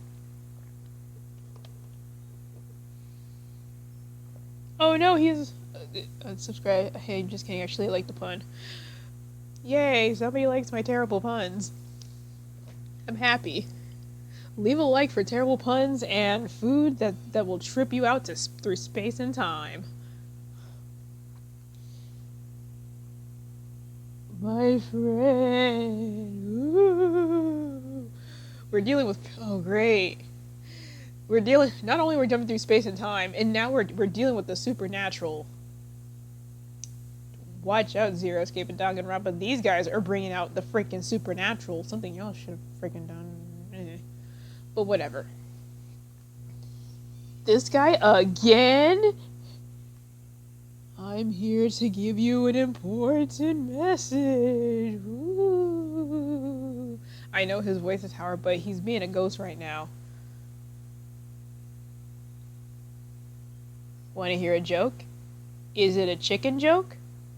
I like to hear a chicken joke. You must avenge my death and fulfill your destiny. All you must do is... I was saying, to fulfill your destiny, all you must do is... Sorry, I think I still got some spice stuck in my throat. We need milk. It's fine. I'll work through... we are dying. To fulfill... Cough. The prophecy... What prophecy? You must... You feel yourself begin to gain consciousness. No! We were about to hear the important part. Oh, man. You came to, and you find everyone is staring at you. That pepper was the last of its kind on Earth, and now it's gone forever. Oops.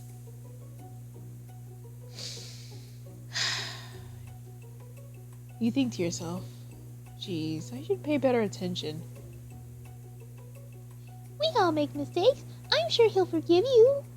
Someday? Come on, it's time for lunch. Yeah, lunchtime. Let's go.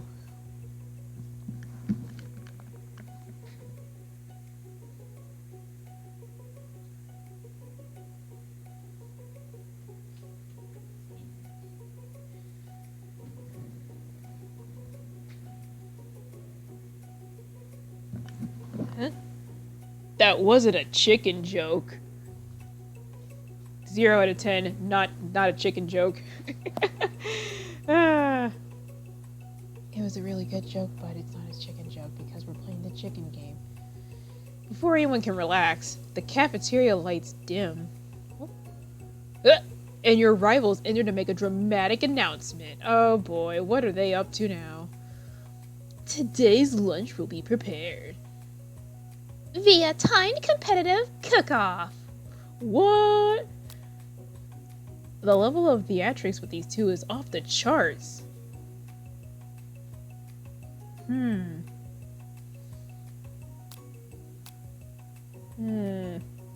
Do I want to challenge them or not? We should tell them not to waste our time because they're obviously gonna lose. Is everything a competition with you two? Yes. Yes. Well, not with me. I'm on a personal journey. To learn, to love, to learn to love. Sure, why not? But definitely not here to constantly battle. Yeah, stop getting your genres crossed. Don't you have some portable monsters to capture or something? Miriam, why? Yeah, don't you have any portable monsters to capture or a date or a killing game to be in or something? I don't know. I need to eat if I'm going to have energy to sustain my education and pursue my dreams of being a master chef and being the Colonel's waifu. How are any of us supposed to get anywhere if we're constantly fending off challenges from every know-it-all with an apron? Besides, I already brought my own lunch. KiKiD, you should have it. It will give you the energy you need to succeed. Oh, thank you. Miriam reaches out and presents a gift to you. It's so... She really does make tiny. That's fucking perfect. Miriam is the best.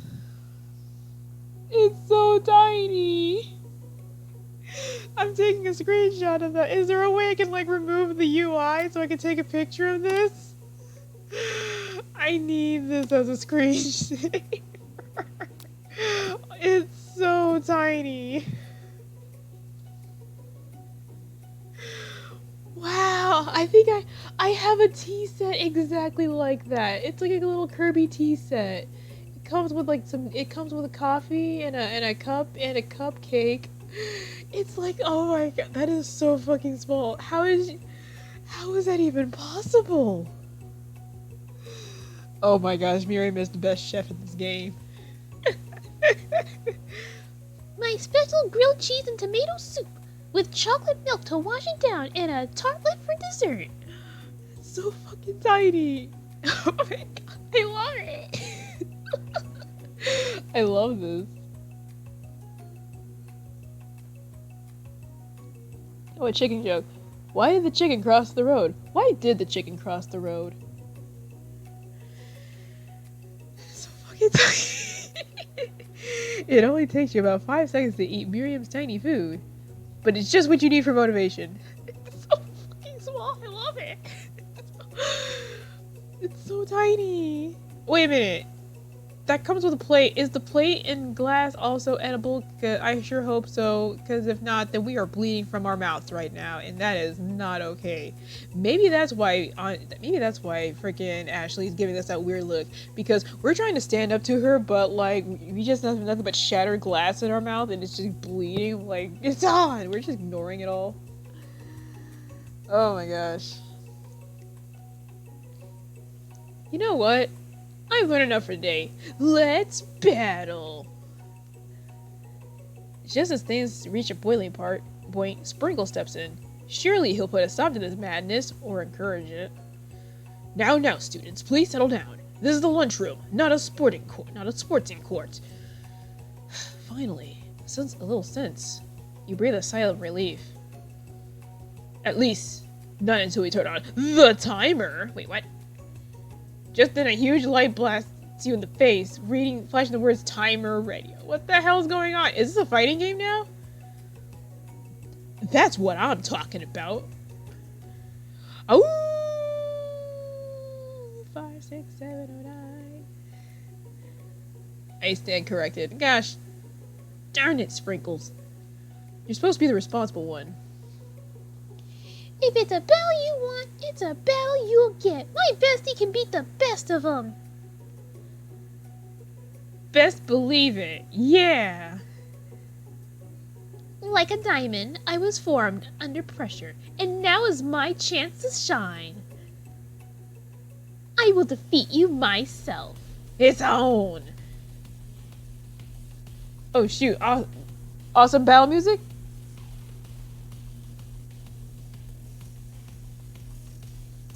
Aw, snap.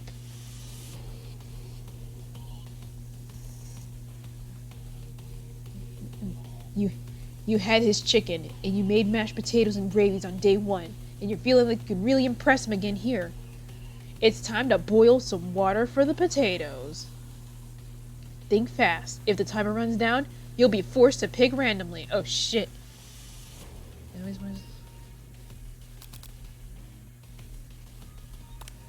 What's wrong? Oh no! Get your head in the game. You're going to need to season this chicken before you can cook it. You didn't know, Colonel Sanders, but you have an idea. 11. You might not know all the ingredients yet, but at least you head in the right direction. Tail wagging intensifies. It's getting serious. Oh snap. Now you got some basic steps going, it's time to elevate your craft. What state of mind must offer you? Gratitude! You must never take this opportunity for granted if you hope to succeed. Your classmates are rooting for you, but Ashley is simply stronger and faster than you. You'd better pick up the pace if you want to survive. When you were a child, your father told you to never forget where you came from. Every day, you meditate on his advice and draw energy from that place. Ooh. Now would be concerned to so where did it come from? A small town where dreams are born. This is your shine, you're not gonna miss it. Oh! You try to shout out the noise of the arena as you focus on your cooking. What is the sound of success? Sizzling! Wait, what? Don't make me get the spray bottle. Oh, snap. Next question. You notice Colonel Sanders at the corner of your eye. I believe in you, KiKiD. He believes in us. He's actually cheering you on. Which would be awesome, except knowing he's watching you makes you totally forget what you were doing. All you can think about is Colonel Sanders. Oh no. How many spoons will you able to take? Ah! No! Grr. You're stranded today with only one dessert cookbook. What will you take? What a honk. We are distracted. Oh no. I know, right? You know what? Shouldn't you be focused on the challenge? You're falling behind. What's that to do with crafting spectacular fried chicken and delicate based business? We are distracted. Oh man. We can't lose. It's colorful and complex. To make up time, you toss your big stick of dough into a stand mixer. As you do, the crowd gasps. Yikes. Oh no. I know you love nothing more than a fellow appliance utilized in a kitchen battle, but sometimes that means sacrificing the personal touch. You might not have any hands, but KiKiD does, and a good chef needs to be touching the dough to know when it's properly mixed. There is an easy way and a hard way. You don't get far by going the easy way. When you hear everyone talking, you realize how serious your error was. You immediately shove your hand in the mixer to rescue your dough before it's overmixed. KiKi, no! But you're not fast enough and your hand gets stuck. It's immediately crushed by the quickly. Oh no! You know you. Oh no! Wow, we just crushed our own hand. No! Fuck. We just ruined our hand. I hope it's not the left one. That would suck. Colonel Head shakes his head in shame. No! What you find is the easy way can turn out much, much more difficult. The battle is over. My hand hurts. I need to see a doctor. It can't be. I was so close to finishing my dish. Sweetheart, look at your hand. You simply can't go on. Here, put on this. He gives us a mitten. Yeah, we put on the mitten. We have a mitten hand now. Oh, it hurts.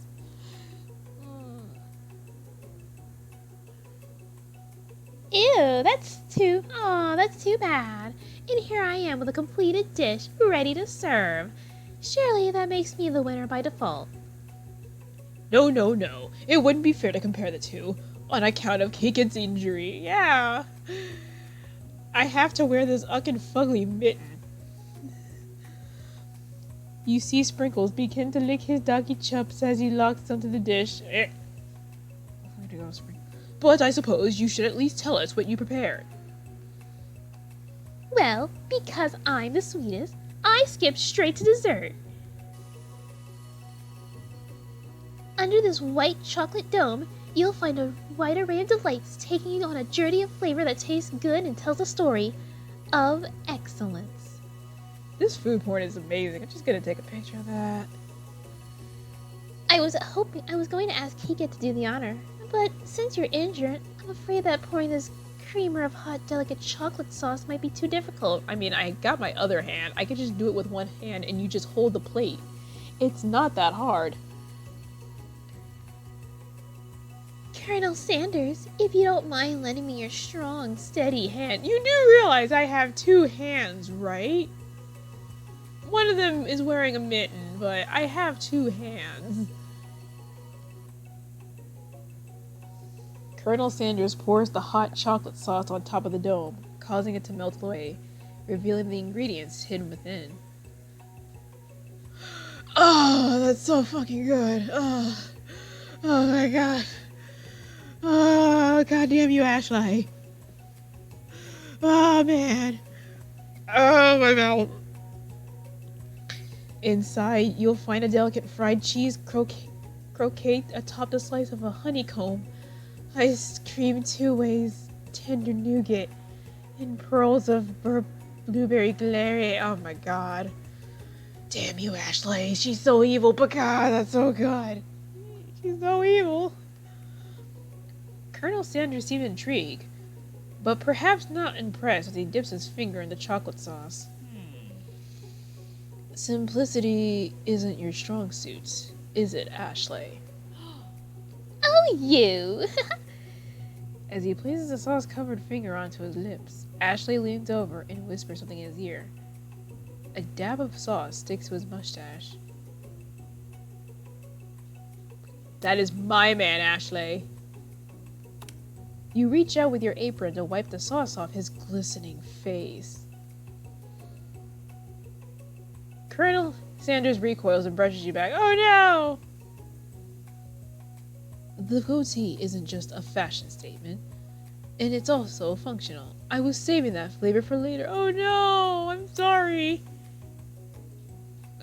I'll try again. Oh no! No! We messed up. How bad do we mess up? Hopefully we don't have to go to the beginning. That would suck. Okay, so just here. Okay.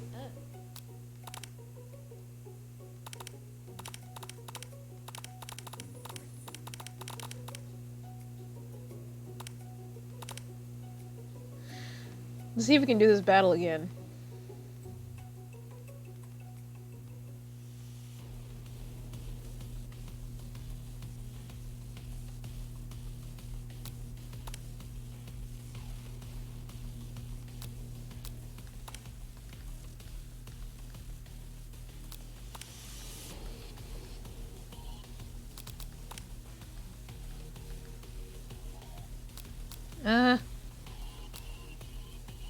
Silence? Ah, that's right. When they taste your cooking, they will be so taken with it that they will be unable to speak.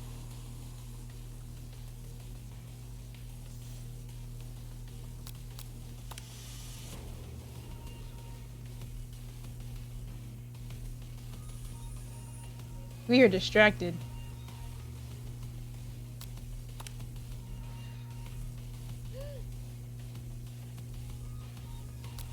Okay, and then we get our hand crushed. Ah! God, that's painful.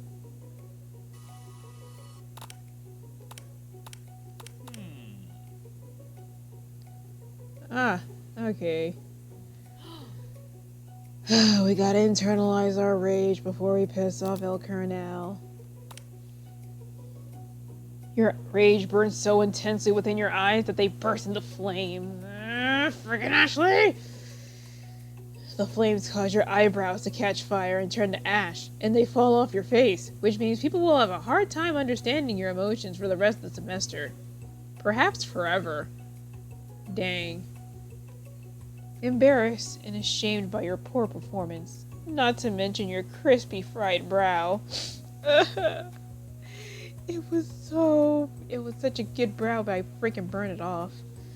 You run for the quad to be alone.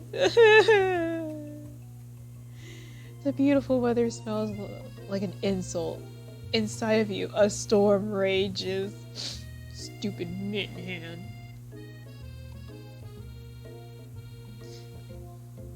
It's Colonel Sanders. He's probably here to tell you that he and Ashley are in love and decided to get married or something.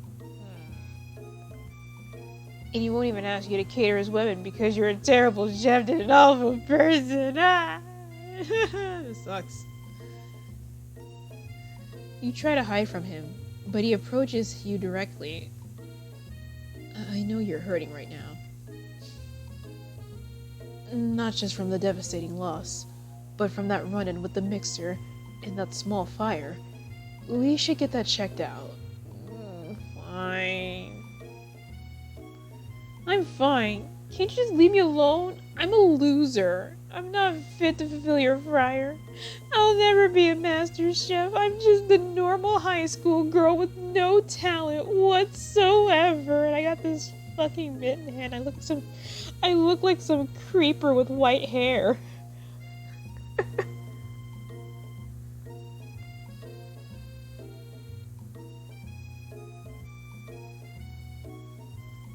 Chocolate kind looks kind of like a spoon. Hey, David. Welcome to the stream. You came to the part where we friggin' embarrassed ourselves in front of Colonel Senpai. Failure is a part of life. Not just for you, but for all of us. Do you think I've never failed at anything before? I don't think so. You're like the Colonel. You're like the best at everything. That's exactly what I think. Well, think again. I wasn't always the man you see before you. Enrolled in culinary school, incredibly handsome, successful, motivated. Well, handsome, sure. I was born that way. I mean, okay. But I've walked on other paths and arrived at dead ends. I was passionate about life, but I failed as an I don't know that word. Obstetrician? I don't freaking know. That is a word. I was passionate about justice, but I failed as a lawyer. I was passionate about livestock, but I even failed as a mule handler. That one was especially humiliating. Mules can be so cruel. I didn't know. People see my delicate ribbon tie and my well-kept beard and assume that I've got it all together. Which is true now, but it hasn't always been. Sounds like this guy could really use a hug. I mean, we kind of need a hug because we kind of just crushed our hand. I resolved then when I was going to amount to something. No amount of hours, labor, or money would deter me from giving the best I had to give. As Colonel Sanders changed his focus, you could see something ignite inside of him. A burning passion. One has to remember that every failure can be a stepping stone to something better. Stepping stone, you don't say. Why is my mitten hand twitching? Oh boy. My new dream is pure. It's honest. It's something that a humble man in a crisp white suit can be proud of. I will create a new chain of chicken restaurants that will bring joy to the entire world and make up for my past misdeeds. Sounds amazing. Yay! What are you doing here, Pop? Just as your moment grows intimate, you are interrupted by a threatening, shadowy presence. Not another monster! Really? It's another spork monster! Gorko, the spork monster, is here to... What the heck? Is anyone else feeling a little bit of deja vu? I'm sorry, Gorko, but I could have sworn we already battled you last night. That was Borko, my twin, and I, Gorko, am here to avenge it. What the heck? That's just lazy. Are you stronger than Borko? Well, we're twins, so not really. We're pretty much exactly equal in every way. Why do you ask? Colonel Sanders smirks. He's already on the same page as you. Yeah, we already know what to do. It's just that we beat Borko pretty easily, so I don't think you have much of a chance. Not to mention, I feel really guilty about that. If I could take it back, I would. But I think what KiKiD is saying is, can't we just be friends? Life is too short to be making enemies. I suppose you don't need to fight? It's just that I get these pointy teeth and claws. You don't have to be evil. You just be some guy with pointy teeth and claws. All the better for enjoying tasty foods. Surely you like to eat, don't we all? Oh, yeah. Inspiration strikes you and you come up with a quick idea. Jump on this! You toss a biscuit into Gorko's open mouth and he devours it in one gulp. You're delicious! You're delicious! You're much nicer than the evil students who, once upon a time, turned me into this creature who stands here today. Wait, what? I don't believe it. You were human once? Well, no. I was a chihuahua. But I was a student at this school. It's the Taco Bell Chihuahua. That's why we haven't seen him in forever. He became a spork monster.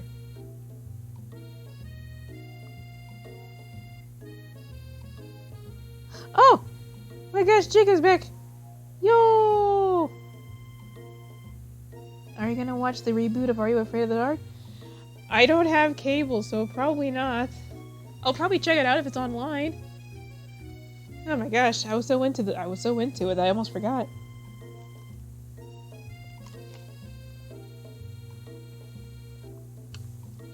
Oh, that's fine. If you had to delete it, you had to delete it. Also, why can't you play it? It's free! Also, hopefully we wrap this up, because it's like, oh my gosh. Hopefully we reach the end, and hopefully we get to take the Colonel.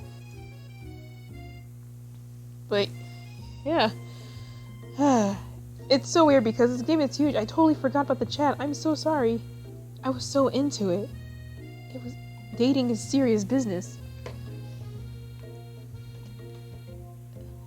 So at least we know what happened to the Taco Bell Chihuahua.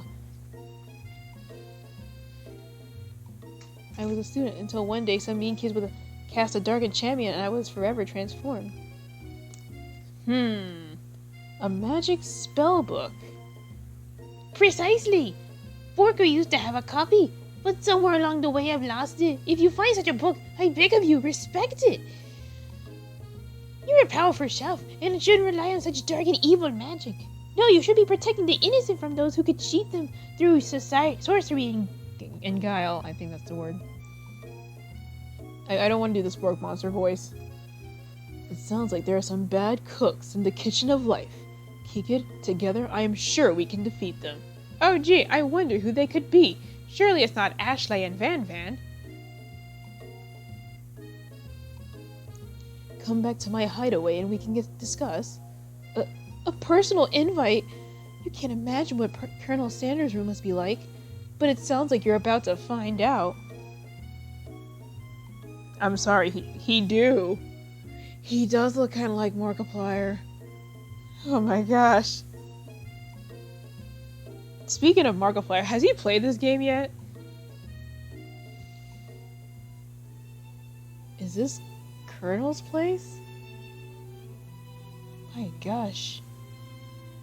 Stepping inside Sanders' home, surrounded by his things, you start to feel a special bond with him. Wow. There's him as a child, and there's him in Egypt. And that must be him with his grandpappy or something. Looks like you live such an exciting life, Colonel Sanders. Also, I'm getting kind of tired of reading. Oh my gosh. Every day can be an adventure if you approach it with the right attitude.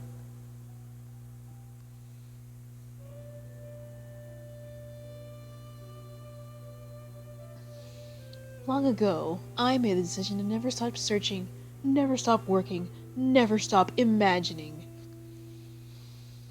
Have you been working on any new recipes on your own lately? I'm always excited to talk about food with another ambitious chef. Well, there is something. It's just a side dish that I've been tinkering with, trying to find the right balance of flavors and textures. I'm not sure I've nailed it yet, but I'm close. Colonel Sanders' eyes perk up as he starts to wonder what dish you might be describing. It's meant to pair with something spicy, something crispy. Both, perhaps? Now that you got him right where you want him, should you reveal your new creation to him? Or keep it a secret?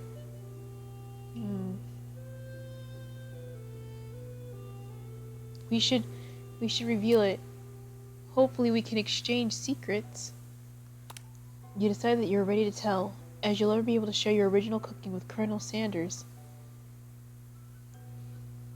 Before you can talk yourself out of it, you decide to dive in head first.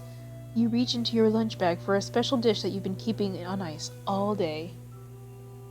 I present to you my original coleslaw. The shredded cabbage dish glistens in light of Colonel Sanders Luke's hideaway. This food, that is good! Oh my gosh, I don't even like coleslaw, but this looks so good!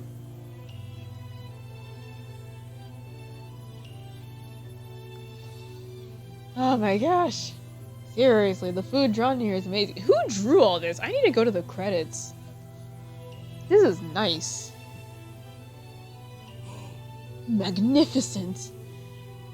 Together, you chow down on the creamy slaw until just a spoonful remains in the bowl. I want to be able to draw food as good as that. Like, holy crap, that's so pretty.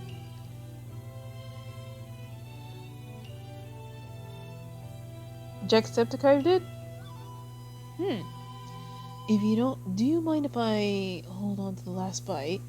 I'd like to have it around so I can admire its taste later and think back on this moment.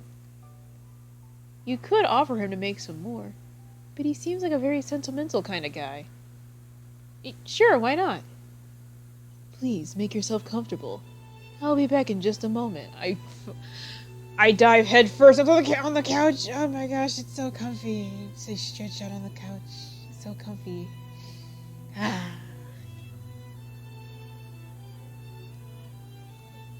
You realize that now would be the perfect time to do some snooping. Wait, what? But I want to relax on the couch. Next to the fireplace. There are various items you can look closer at. Each item seems to radiate memories and emotions. Tap on an item. Whoa! So we get to tap? This must be where he keeps the secret recipe. Oh no, we're actually going in there?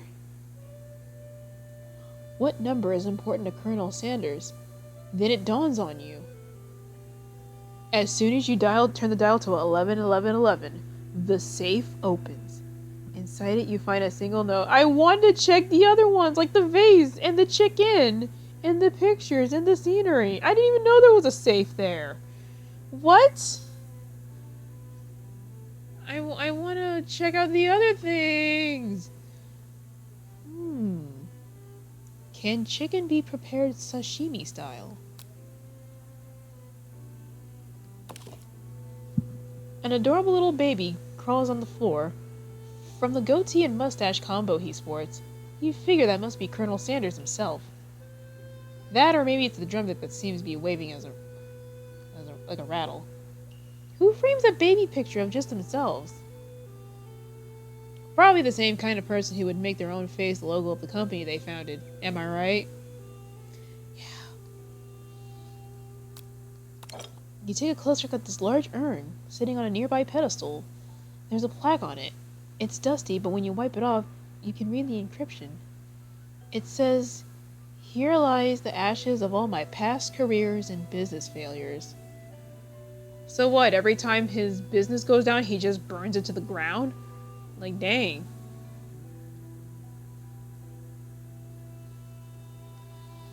Poor guy. Oh, what? We'll check that later. The photo appears to be Colonel Sanders, except he's an old man visiting the pyramids of Egypt? Maybe this is where he discovered one of his secret herbs and spices? One of the framed photos was an old man who looks a bit like Colonel Sanders, standing with a friend. They hold fried chicken drumsticks and appear to be cheersing with them. You look closely and see that there's a short description. I wonder who my friend Pete is. Oh, I might look into that to see if that's an actual person. A scented candle. You pick it up and try to identify the smell. Power tool? Freshly starched collar? Piece of wood floating in a lake? What is this smell? Summer of '69? Summer of Miu? No. It's one of the secret ingredients! It's Monokuma! I'm just gonna call Monokuma the secret ingredient because the spare never tasted so good.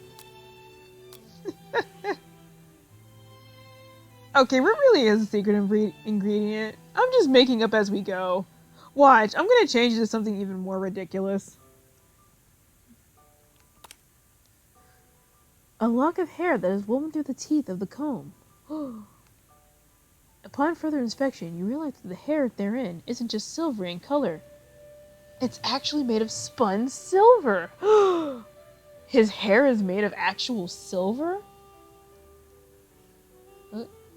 Cardamom?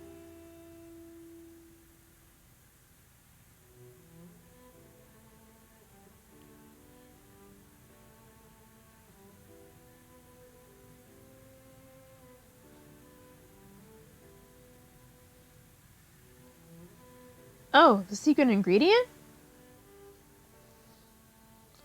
So the secret ingredient is cardamom? I wonder what that is. It sounds like an element. You notice a very realistic stuffed chicken sitting on the corner table. When you pick it up, you realize it isn't just realistic, it's real! Wait! What? Taxidermy? That must have been important to Colonel Sanders when it was alive. A note clipped to the chicken's foot reads, "The true taste of bird of the great state of Kentucky." You gaze out the window, across the vast lake and mountain range beyond. Then the ghost what are you doing here? Are you thinking about heading out into the world on a quest to avenge my death? Wait, what? I never even heard your name. Why would I avenge you? I could tell you my name right now. It's... Can't you see I'm in the middle of something? You open the door and a crack... You open the window a crack and the ghost is swept out with a breeze. An annoying ghost. Wait, let's see what's in here. You open the door to Colonel Sanders' closet and found a row of his signature white suits hanging within. You take one off his hanger and try it on. The jacket is a bit big for you, but it's soft and comfortable. You give yourself a deep hug, breathing in its scent. They say that home is where the heart is. Is this what they meant? Before you can look any further, you hear Colonel Sanders returning. He has a new dish that he's been working on, and he wants you to taste it. You try to act casual, until he asks you why you're wearing his jacket. It got cold? I don't usually loan those out, but I must say, it does look good on you. Oh.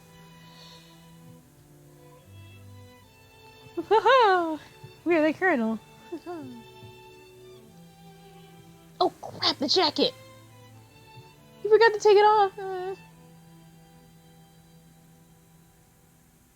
You just tell him you're cold. I'm sorry, I didn't mean to intrude. I just got a little cold and thought this might warm me up.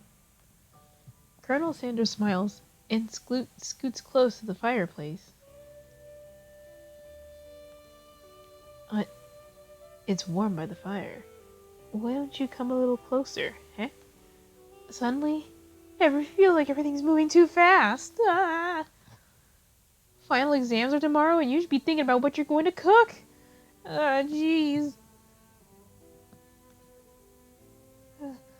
Seriously, if we keep getting distracted, looks like the only thing we're going to be able to cook is potato wedges. Overwhelmed, you take off the jacket and run for the door. It's getting too hot in here. But the thought of leading Colonel in the midst of such an emotional breakthrough gives you pause. You stop yourself.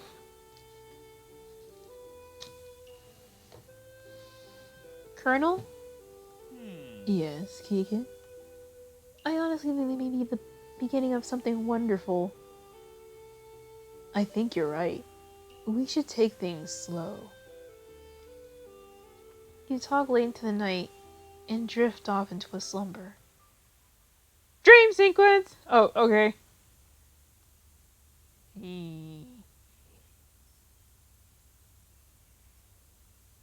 Okay.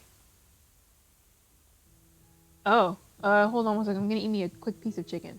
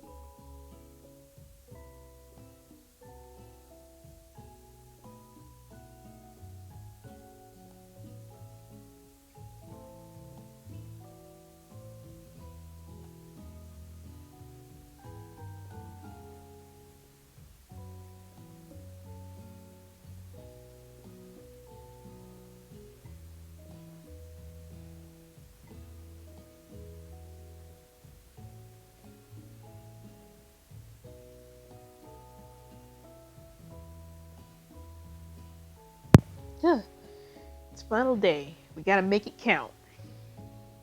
You're awake to a beautiful morning in Colonel Sanders' hideaway.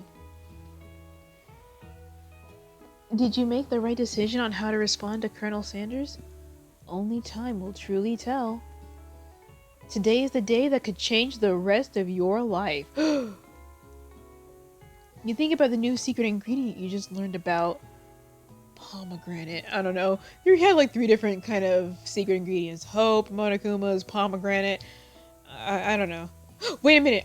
No, this isn't the secret ingredient. The secret ingredient is Funya Renpa. In some jurisdictions, Funya Renpa isn't even legal. But if the recipe is a secret, how will they know?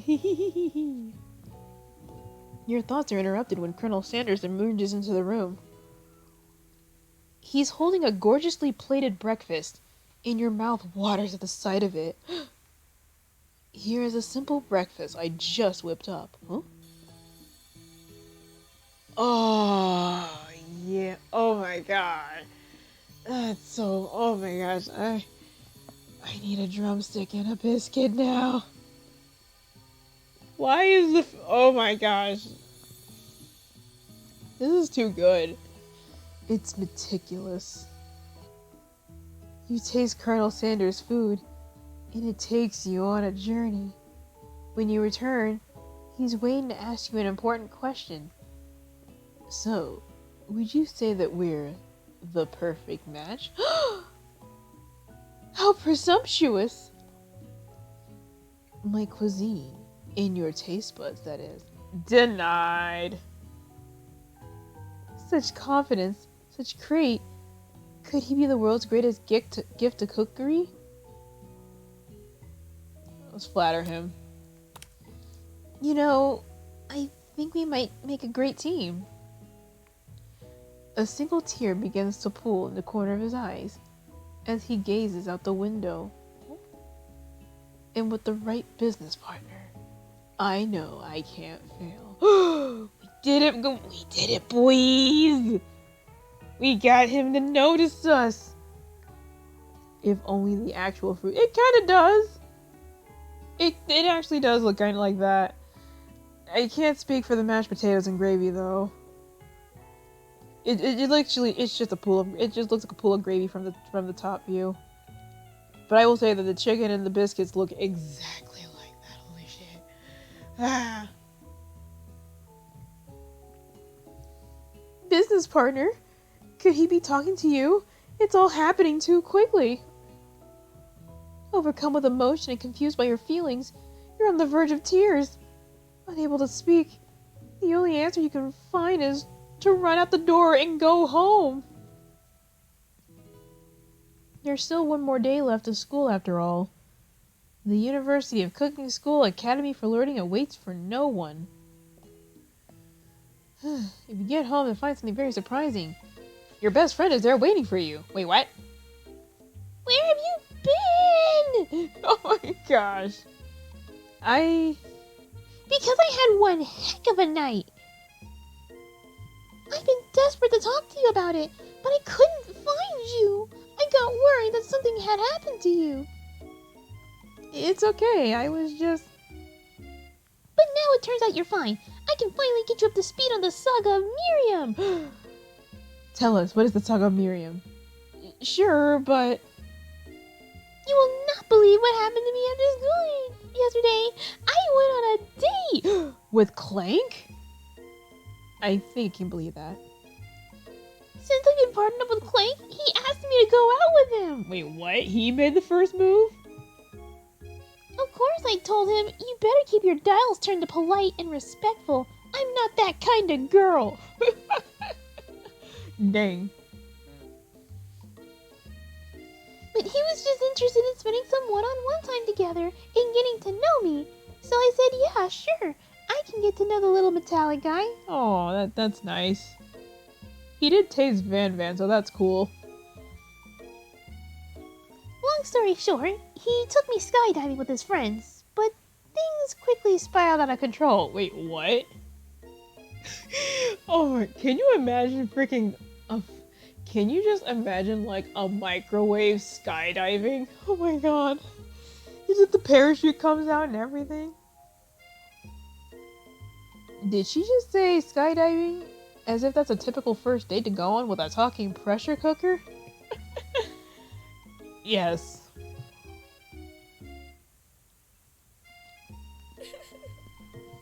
Now I'm not really sure where we stand. You don't give Miriam the time to tell you her whole story. However, bottling up the details of your own life is just too much to bear. And I went on a date too. Back to Colonel Sanders' house, where I spent the night with him. You what? Nothing happened. But the emotional connection... Wowzers. Miriam offers to support you no matter what you do. Together with your bestie, you feel like you can do anything. Yeah! Oh, great. It's the rivals. When you arrive at school, you encounter your rivals in the quad. You can tell from a distance that they're picking on Pop, though he himself might not quite grasp that fact. Because, you know, he is Pop. It's just Pop. That's a lot of talking. Oh my gosh.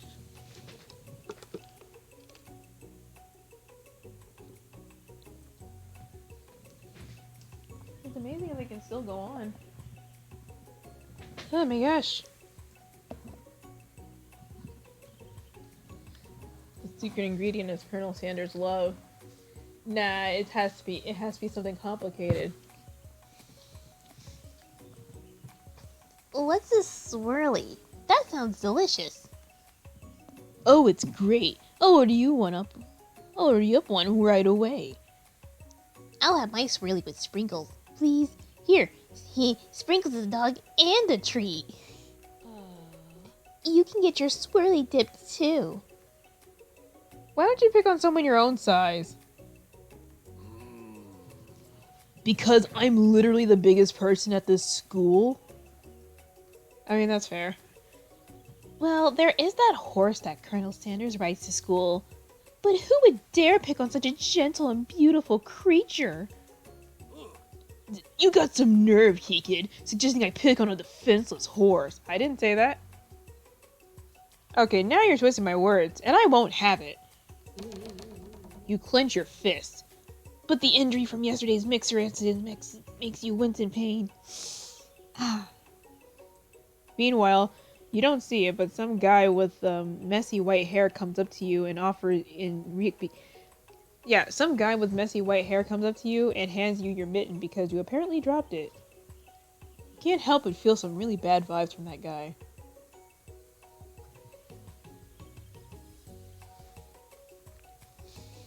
Doesn't look like you can go on cooking like that. Might as well just give up. I'll never give up. Ever! Colonel Sanders arrives just as it appears things are close to boiling over. A naturally intuitive person, he senses that something has been going on. Is everyone excited for the final day of school? KiKiD, how's that hand feeling? I'm sure you'll be back in the fighting room by this afternoon. In fighting form, excuse me. Aren't you concerned about my hands, Colonel? Yesterday, I almost broke a nail waiting so hard. Whatever. Technically, I don't believe a winner was decided, but your presentation was quite impressive. What's he doing complimenting her? But what about the flavor of my delicate, warm, gooey chocolate sauce? It was clear that you were passionate about how your food is received. That's a lot of words to say. It was bland. Excuse me, KiKiD. I am more than capable enough to speak for myself. Oh shit, he heard us. Maybe you can tell me more of your thoughts as we walk into class, Colonel? I'm always interested in discussing the fine art of fine foods. See you inside, KiKiD. Annoyed by Colonel Sanders' inability to see Ashley for who you know she really is, you walk across the quad to get some distance. She's so evil, but she knows how to get what she wants. Man, it's so annoying.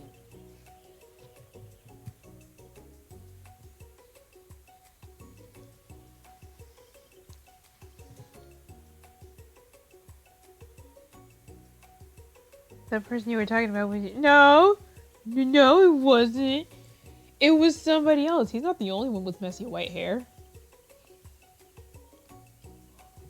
In an attempt to distract yourself from how slighted you feel by that interaction with Ashley, you take out the spell book you recovered yesterday and start flipping through the pages. Whoa, what's that book? It looks like bad news. That's because it is. It's just something I found lying around. It would appear to be some sort of grimoire, but I don't really believe in that magic stuff. Unless it's chicken magic. The strongest of magics.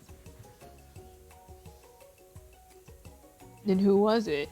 I don't know. It was just some guy with some messy white hair who found our mitten.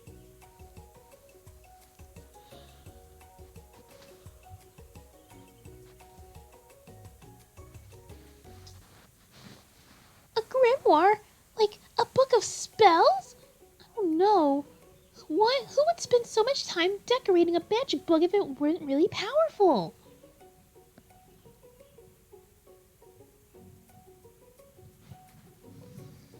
I can think of one surefire way to find out.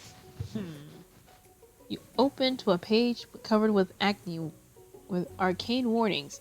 Cast only in case of extreme emergency.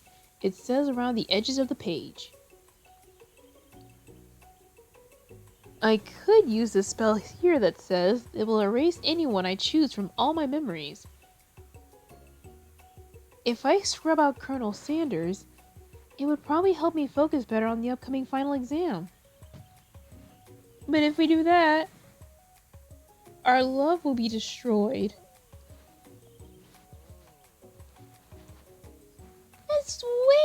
That is way drastic. Couldn't you do something else? Like, anything else? Not rooted in magic? Maybe tie a string around your finger? Okay, fine, it is drastic. But desperate times calls for desperate measures. You've got a memory erasing spell sitting right in front of you, and a pretty good excuse to try it out.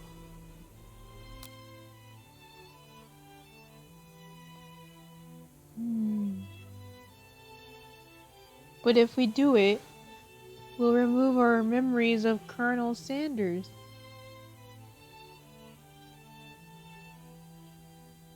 But if we don't, then I'm gonna load this part.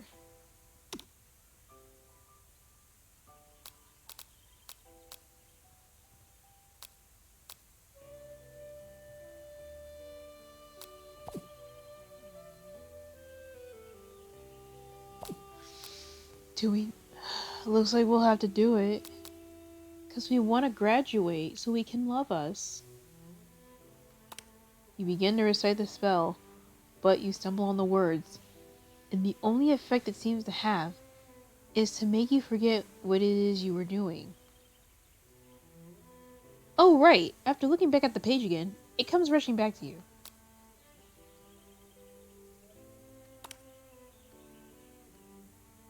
Oh, so it won't let us cast it?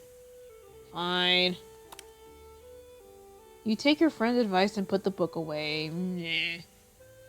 It's almost time for class. Sprinkles is already in the room, waiting for the students to arrive.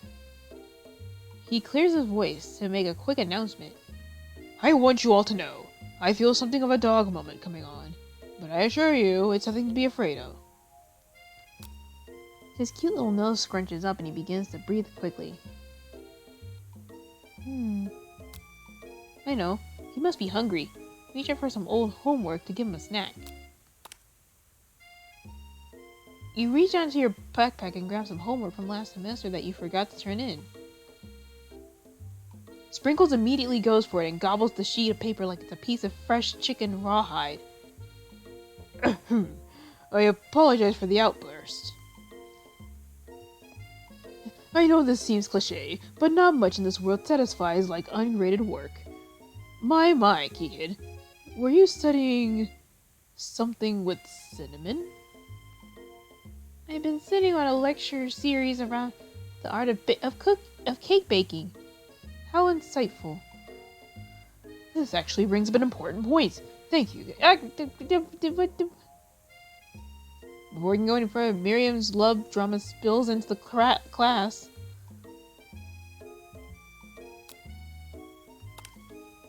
I told you to save it for class, after class. Oh gosh, what's going on? Is he trying to like propose to her or something? You think I wanted to be thrown from a plane strapped to a stranger? Oh, the skydiving thing. I have no idea. Miriam and Clank appear to be arguing, but you still haven't learned to speak Clank's language of mechanical noises. Sorry, I don't speak robot.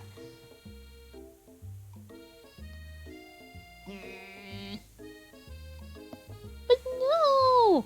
You had to show off to your cool kids friends Jeff and Joan. J&J forever. Gosh darn.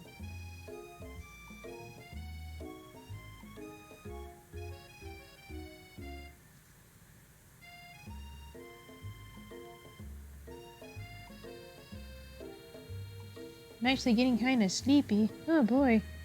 But we're almost done.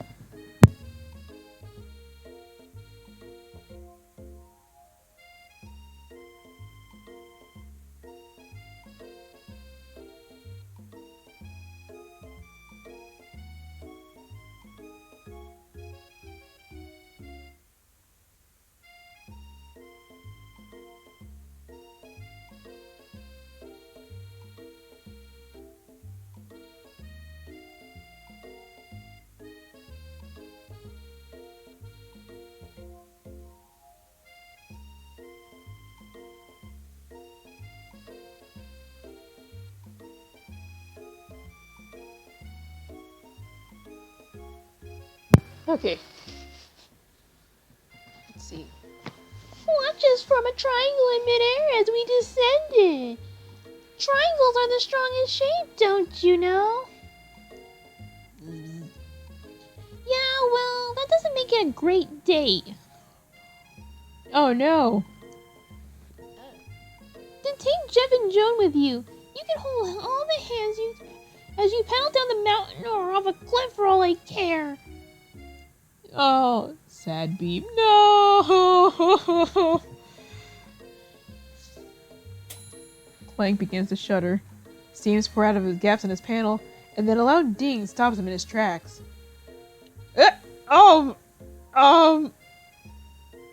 Clank? Did he just die?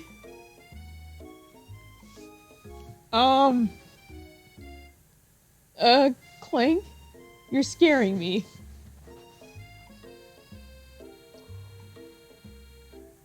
No amount of CDC is gonna make me want to eat that, Clank. I think something's wrong with Clank. He's I don't know. He's giving off big spooky vibes. He's becoming Clankito. Clank burps out a completely deep-fried what the fuck? Considering that he himself has wheels, not feet, it's not entirely sure where it came from. What the fuck? What the fuck? He just... Where did the sneaker come from? Why is it deep fried? What?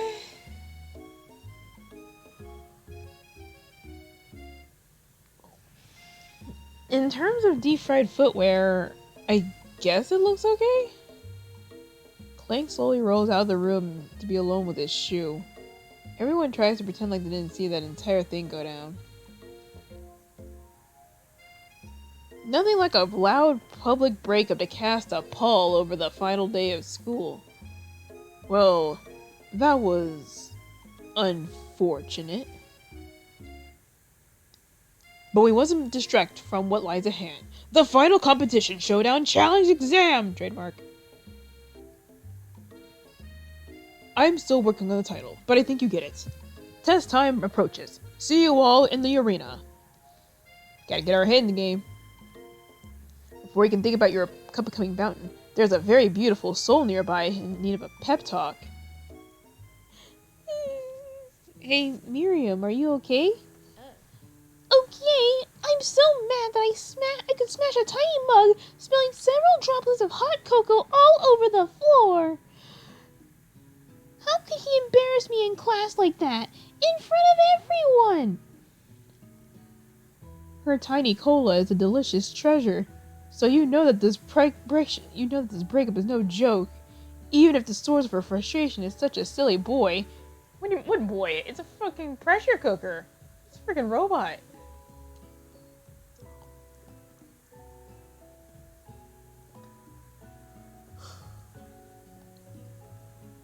I know that you know this, but I'm gonna say it out loud. You don't need anyone. Me and you, we're gonna cruise through this final test and hit the carpool lane to Success City. Miriam brightens up, imagining the wind rustling through her short bangs, but she hesitates to embrace the feeling all the way. You're not gonna saddle up a Colonel Sanders stallion and ride off into the sunset without me. Of course not. Well, maybe, sorta. But I'm sure there's a pony out there with your name on it, and a ranch big enough for both of us and whoever else we want to bring along. If it's not Pop or Clank or anyone else you meet today, tomorrow, or this whole year, so what?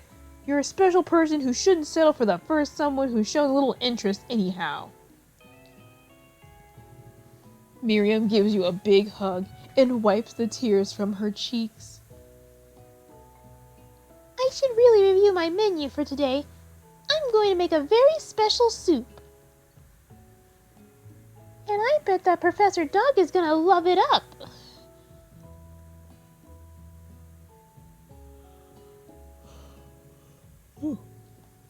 While you were pep-talking Miriam, you completely missed lunch. But that's okay, because you had a better idea of how to spend time before your exam. You decided to head to the arena early to practice a dish. This is it, the location of the final challenge. A test of will, a test of courage, a test of talent. And a chance to beat the ever-loving pants off of Van Van, the supposed man-man, and its eviler counterpart, Ashley. As planned, you begin to run through a quick test of recipes you've been working on. KiKiD's famous chicken pot pie. I've been working on this bad boy for ages, for this moment. After practicing for months, making this dish becomes second nature to you, and you're able to quickly get a fresh pot pie in the oven. But as soon as you do, your cram session is interrupted by Colonel Sanders. KiKiD, what are you doing here? There's still time before the final exam. Oh, just, taking it all in. I'm big into visualizing success. I'm looking at my station and picturing victory. The pot pie has begun to bake, and the smell is slowly filling the space around you. Visualizing, huh? Oh, well that's too bad. I was hoping you were here cooking something delicious. You'd usually happily share your food with anyone who's hungry, but the last time you let Colonel Sanders get in your head, it cost you a cook-off and a hand. You decide that it's time to put your cooking above your romantic desires, but that decision gets hard to stick when... Hold on.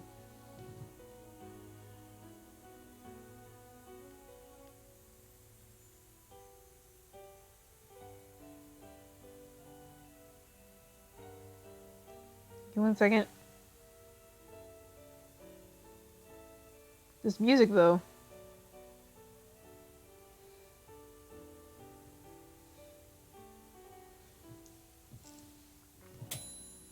The advertisement goes up behind you.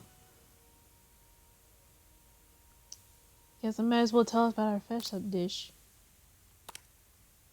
Okay, you got me. I'm doing a little bit more than visualizing.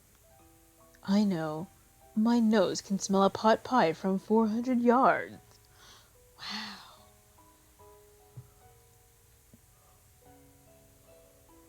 That's an oddly specific distance, but you expect nothing less from such an oddly specific man. You knew it was a pot pie just from the smell? Not just a pot pie, but a chicken pot pie, with an all-butter crust. And my nose is telling me something else. Huh? Oh no, is it burning? No, I can smell that it was made with a heaping helping of TLC. But it'll probably start burning any second if you don't pull it out. Oh yeah, we should probably do that. The moment of truth. Food.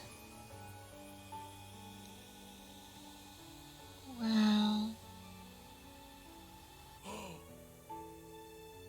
It's the best pot pie I've ever tasted.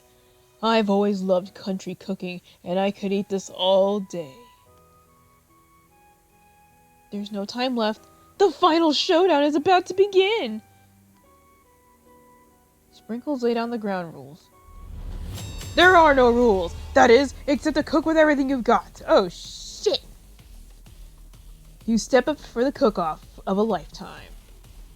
You decide that mac and cheese plus the pot pie you've been practicing are just the dishes that push you to the edge to victory. Meanwhile, both Van and Ashley are preparing widely elaborate dishes, per their usual over-the-top selves. Miriam has her giant magnifying glass and several sets of tweezers. She's definitely prepared to go big going small. We gotta see her small cooking.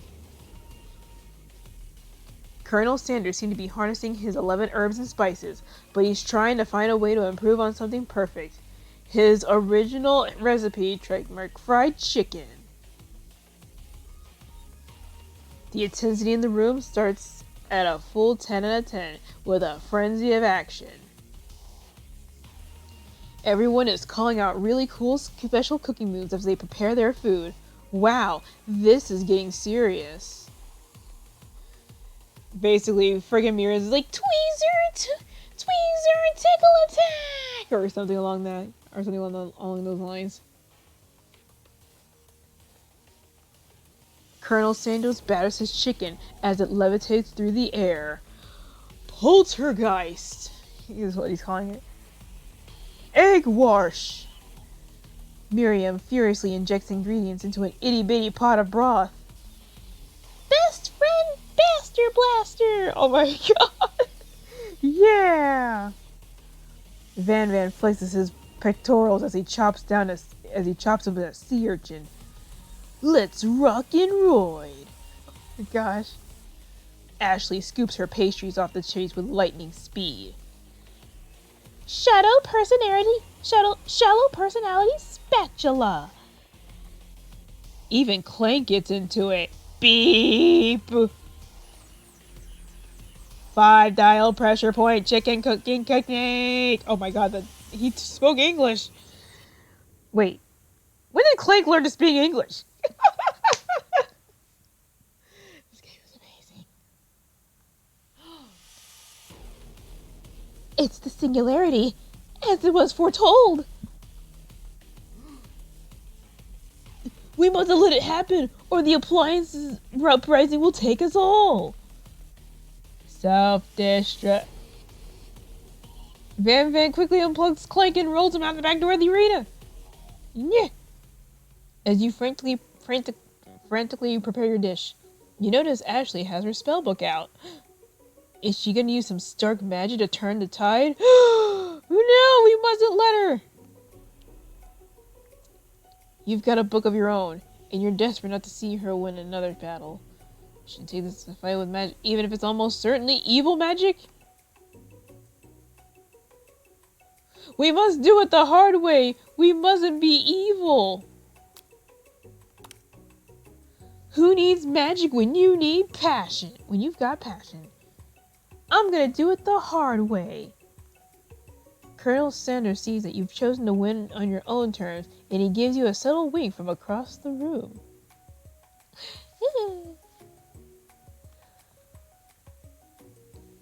I believe in you, KiKiD. Okay. Miriam notices too. And I've always believed in you, KiKiD, since we were little kids, because I'm your best friend forever. Yeah! You turn to notice that Miriam is at your station, cheering for you. Miriam, what about your dish? If you're here cheering, then who's cooking? Tiny food. Short cook time. I'm actually already done, so I thought I'd help you. Oh. Okay. Oh, that's sweet, but... Miriam tosses a handful of spices directly into your boiling noodles.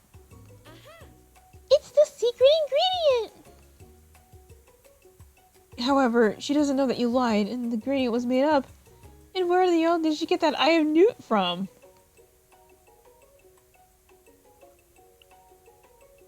Uh-oh. The boiling pot explodes, sending Miriam flying backwards. The watery noodles begin to swirl in the air, bubbling up into a dark cloud that thickles and congeals you. It is I, Steve, the spork monster. Wait, what?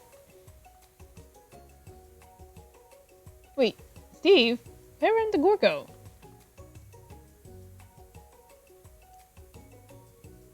I think Gorko had the day off. Oh, okay. But you have to punch Steve, and I hate the battle, so okay, so we're doing alright, cool.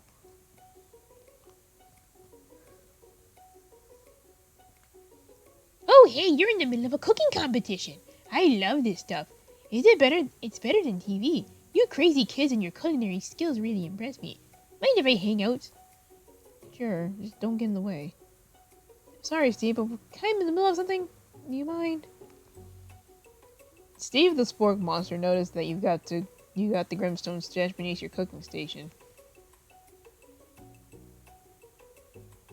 You crisscross the magical...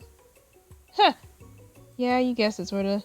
If you're here, would you mind tossing some fresh noodles into a pot of salted water? When I was just a little spork pup, back in the old country. Yeah. You can feel Spork Monster winding up to tell a story, a long and involved story. You don't know exactly where they may came from, but it seems like it was probably lonely there. You know what? Maybe you should just watch from the stands. I really need to focus on the competition. Hold on 1 second.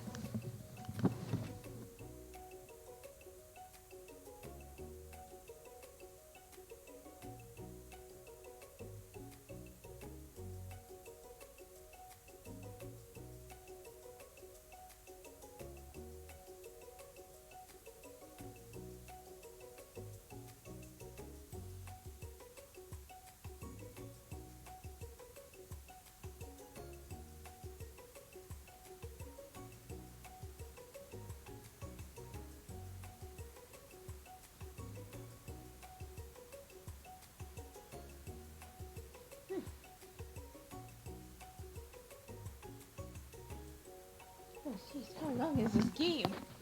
Ah, jeez.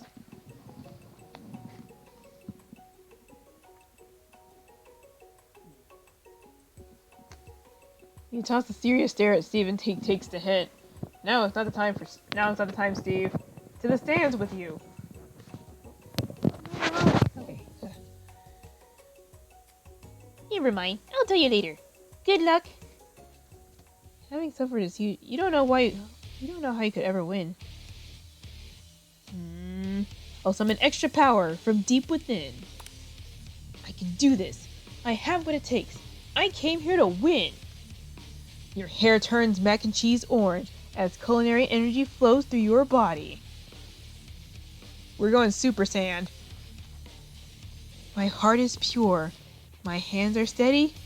My taste buds have been preparing for their entire lives for... Yeah, you're the show. Get the fuck out of here. The power you've been summoning me is back out. You're my inspiring monologue. Gosh darn it. Sorry. My heart is pure. My hands are steady. Like Reggie Fils-Aimé, my body is ready. My taste buds have been preparing their entire lives for this moment. I will show the world my cookery. You begin to levitate off the ground. Energy courses through your body. Oh no, we've gone full Super Saiyan. You know that's with this power you can do anything. Except turn back time, which would be super useful because while you were powering up, your chicken pot pie overcooking over and it can't be served. But don't worry, dear KiKiD. You may have some setbacks, but it is all not lost. Impressed with your fortitude, Colonel Sanders decides that you have earned his support. I have been watching you today, and I must say, I am truly impressed. You've been thinking on your feet and rolling with the punches. He steps up to your station and stands right beside you. I'm here to help. All you managed to make is mac and cheese, and time is almost up, so you're gonna need it. But Colonel Sanders, what about the test? What will happen to you? What about the rules? Don't you know there are no rules? Following the rules has never really been my thing.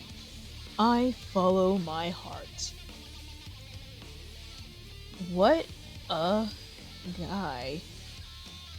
Colonel Sanders unfolds a delicate white towel to reveal the most delicious fried chicken tenders you have ever laid your eyes on.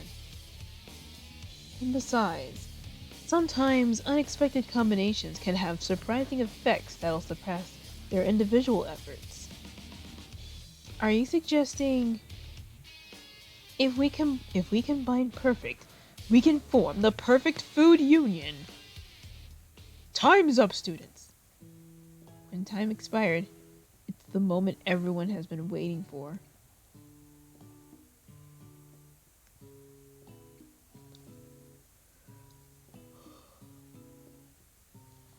A handful of students stand tall, but the class seems incomplete. It seems we are missing some students. Hop? Clank? From off screen, you hear a pure and innocent giggle that can only come from one student. Hee, I'm flying! Wait, what? It sounds like he's coming from the broom closet over there. Miriam, do you mind? Outside the closet, you see Pop, hanging on a broom hook by the elastic of his under- Oh! Ouch. Pop, get down there right now! Let me guess. Did Van have something to do with this? When someone asks for a wedgie, who am I to refuse? I thought a wedgie was a salad. It looks like Pop is eliminated from the challenge, seeing how he didn't cook anything. I can't feel my legs. May I be excused? Sure. You kids and your pranks. I must say, it's not the worst prank in UCSAL history, but it's not exactly yearbook material. Wait a second. Pranks. Clink! Where did that pressure cooker roll off to? You wait to hear a signature word beep or other onomatopoeia, but there is none. Somehow, he must have gotten unplugged, I guess. We'll have to figure that out later. That leaves only 4 remaining students. Please collect your final products. It has been a long semester. Wow, 3 whole days long. But after days of hard work, the time has come for me to eat. Miriam, please step forward. No. Oh, now, describe your dish. I've made tender udon noodles with savory soup. Oh my god, it's so fucking tiny.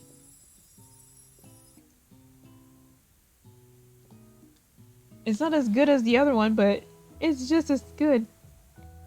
My word, it's so delicate.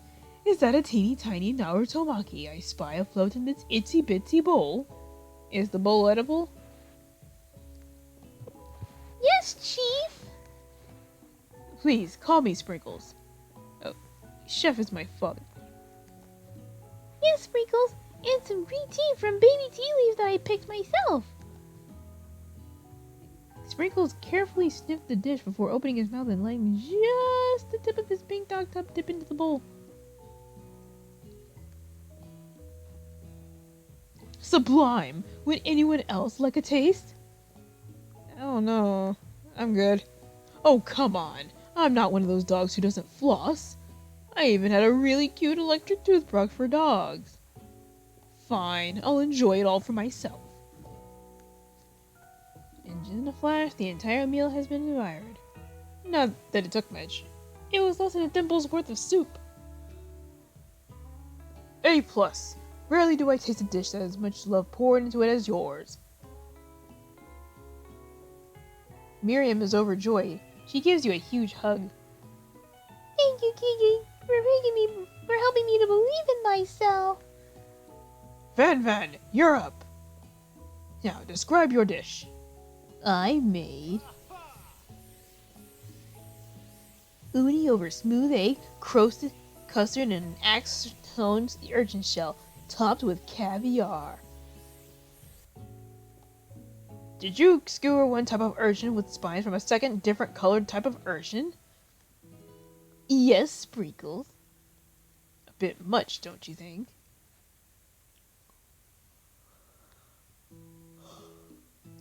That's exactly why I did it. A bit much is kind of my brand. Doesn't it look cool? Sprinkles leans to sniff the uni, but he can't get his nose close on account of all the spikes. He begins to paw at it erratically, causing the custard to slosh around. Woof woof! Please be gentle with my cuisine. Grrr. Finally, Sprinkle goes all in. Tongue first, but he can't get past all the needles. He reels back as his tongue is poked and prodded. Oh no.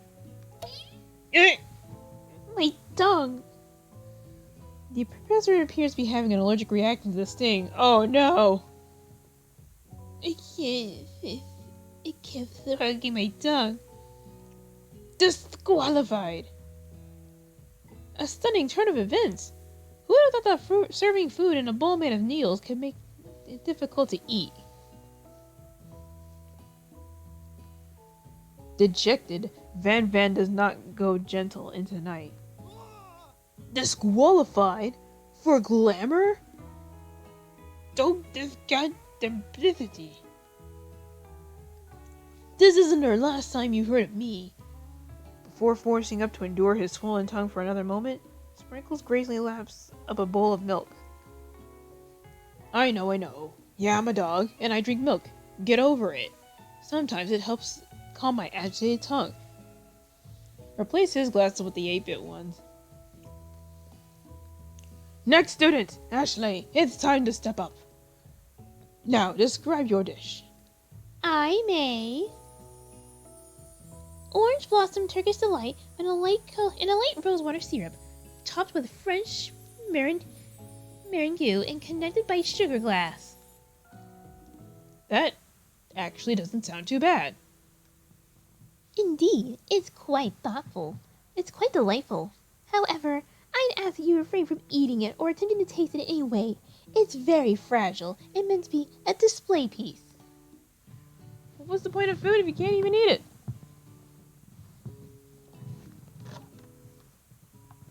Don't eat food at a cooking school.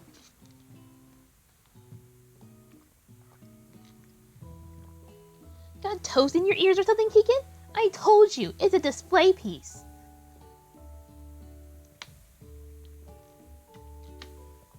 Ashley, I must say, it is beautiful. However, this is a cooking competition at a cooking school. Yeah, which is why I cooked it, and did an amazingly good job cooking it too.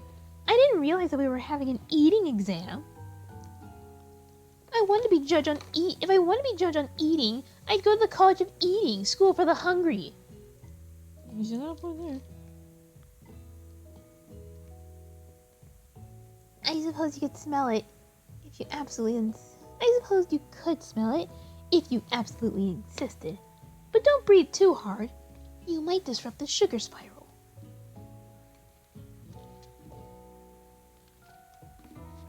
If the food cannot be eaten, it cannot be judged.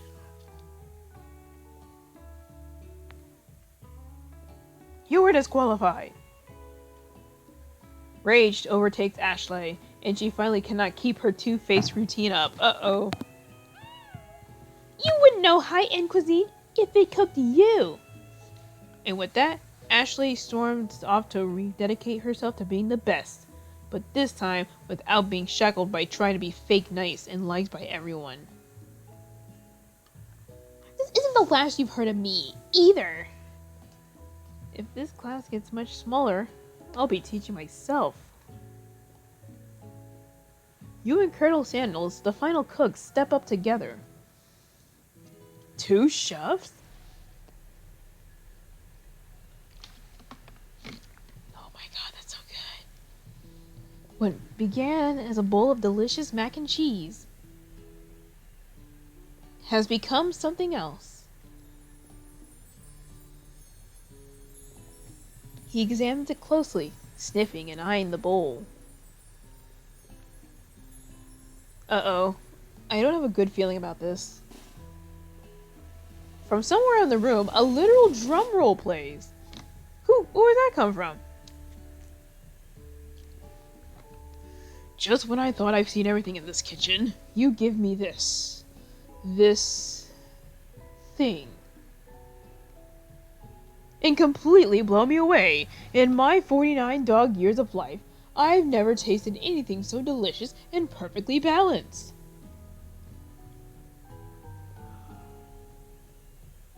It's so delicious. In fact, everyone passes the class. Wait, what? Even Ashley?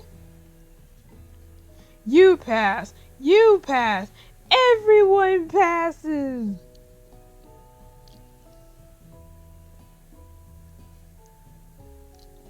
Everyone gathers around and partakes of the mac and cheese bowl. They all seem to transcend this reality into another dimension. You win! Together, you and Colonel Sanders have made a new menu item. The new menu item is so impressive that even Van and Ashley are drawn back by its magnetic fragrance. When they gaze upon your mac and cheese bowl, they admit that you are indeed an excellent chef. Finally. Sprinkles declare that you have passed. Everyone has passed. There were supposed to be more battles, but come on, how could they be better than this one? They got a point there. Now that the school year is complete and everyone has graduated, the students return for the one last assignment. To get their groove on! Yeah! Dance montage at the ending. The cafeteria has been completely redecorated in order to serve as the site of the school's graduation dance. Compared to the massive high-tech cooking area, arena, the humble decor seems downright cute and cozy. DJ Dog in the house! Oh my gosh. Here we go. You knew that Sprinkles was a master chef, but also a world-renowned turntablist? Who said you can't teach an old dog new tricks? But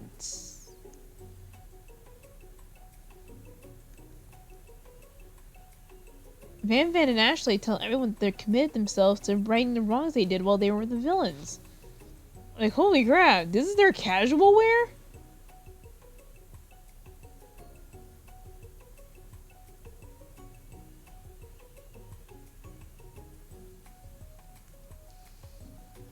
For a moment, you actually believe them.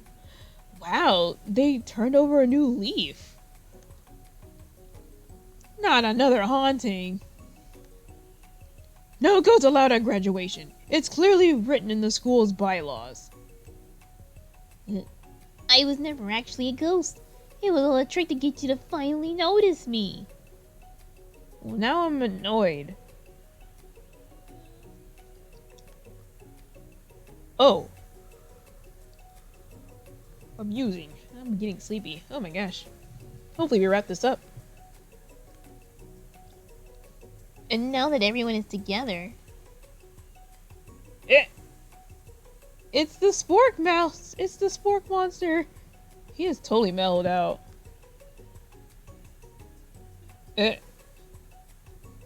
Nah. Let me know when you get shades on, and then we'll talk about calling you the party monster. Students try to finish what he had to say, but everyone is too wrapped up talking to party monster. Dejected, student walks off. Miriam is so cute! Okay, maybe things didn't work out for Miriam romantically, but she found the love in her cooking, and you know she's gonna do great. A red carpet rolls out from across the floor of the ballroom. It's like a Hollywood movie premiere. Who would command such an entrance? It's Pop? He's arrived late to dance, but apparently for good reason. They crowned me for richest kid on the video games. Walking the carpet, you see perched atop his dirty chef's hat. What is he doing with Morgana's crown? A crown? Welcome back, Pops. I know you weren't able to compete in the final exam except your diploma. So we had to mail it directly to your father. We figure it was the best we can do. For the student's dean. Getting tired. Oh, now I get it. I don't get it. Now, and we get a new wing in school. Not to mention the honor of educating the son of the chancellor of such and such. Okay. The music at the dance is interrupted by the sound of sparkling and electrical hissing. It's Clank, who's arrived late to the dance. Now that I have graduated, I can reveal my truth. Wait, what? Whoa, he's still doing the talking thing. I am Clank. I am not of this earth. I am actually from a faraway planet in another dimension. What the heck? What? I'm getting tired. What? I actually feel like I knew this whole time.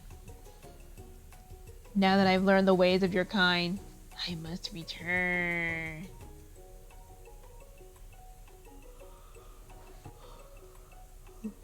Miriam, will you come with me and be my space queen? I don't know what to say!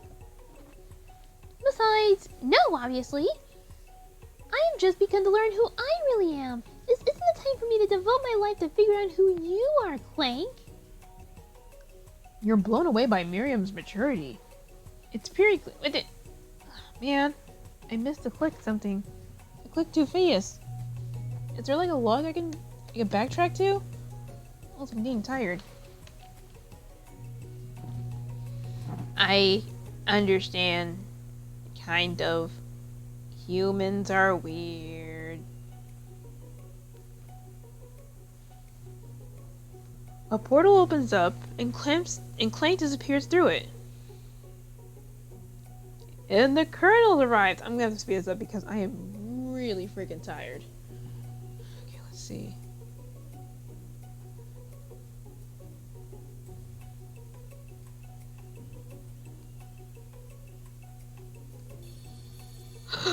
Wow. That's freaking good.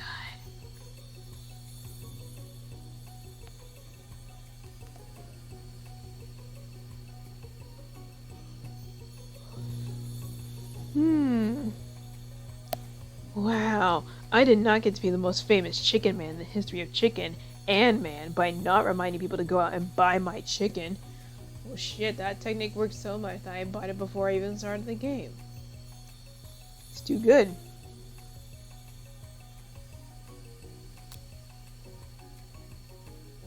The end? No, this is not the end. As everyone feasts on their delicious chicken dinner, Colonel Sanders is finally sitting at the edge of the dance floor.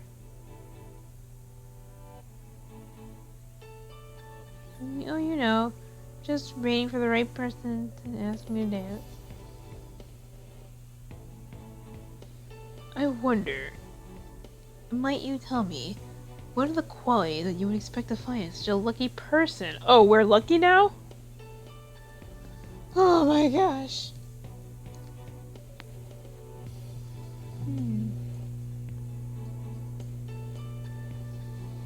A spiky musk, a tidy goatee, and a degree from the University of Cooking School Academy for Learning, just to name a few.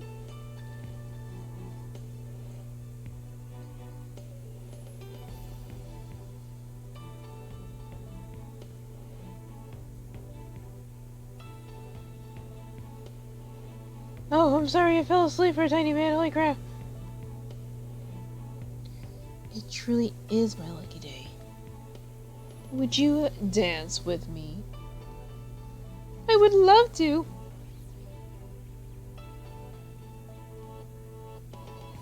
And once my 100th franchise is up and running. Oh. Well, that's nice.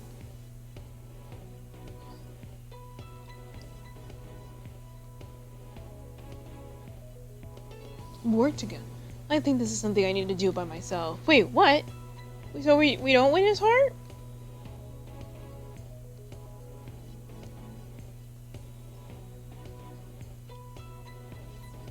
Hmm?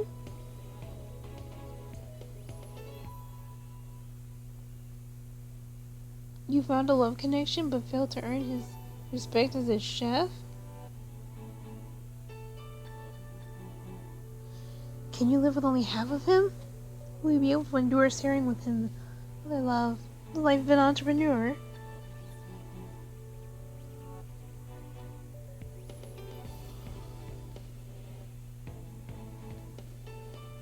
The end. That's it? Well, that was pretty neutral.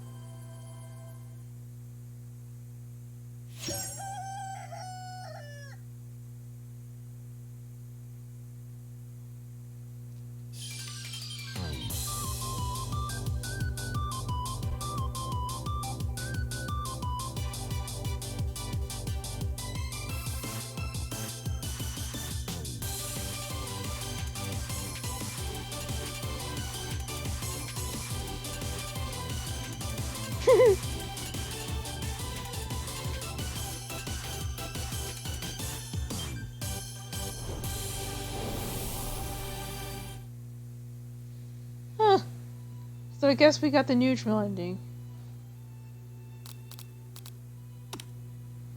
Well, that was I Love You, Colonel Sanders.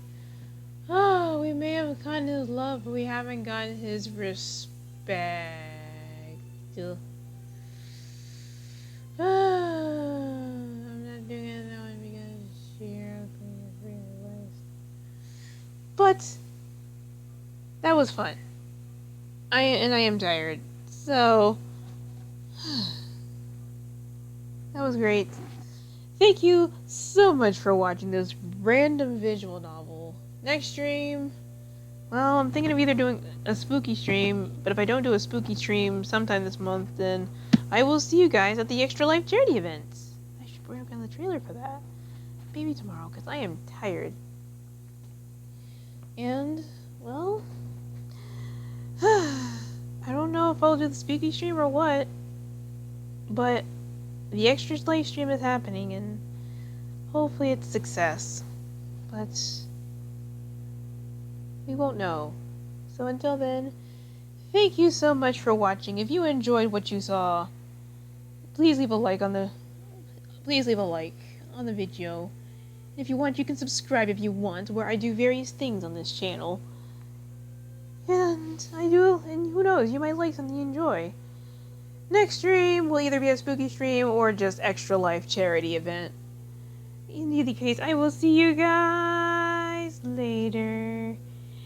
Good night. I am getting freaking tired. Ugh.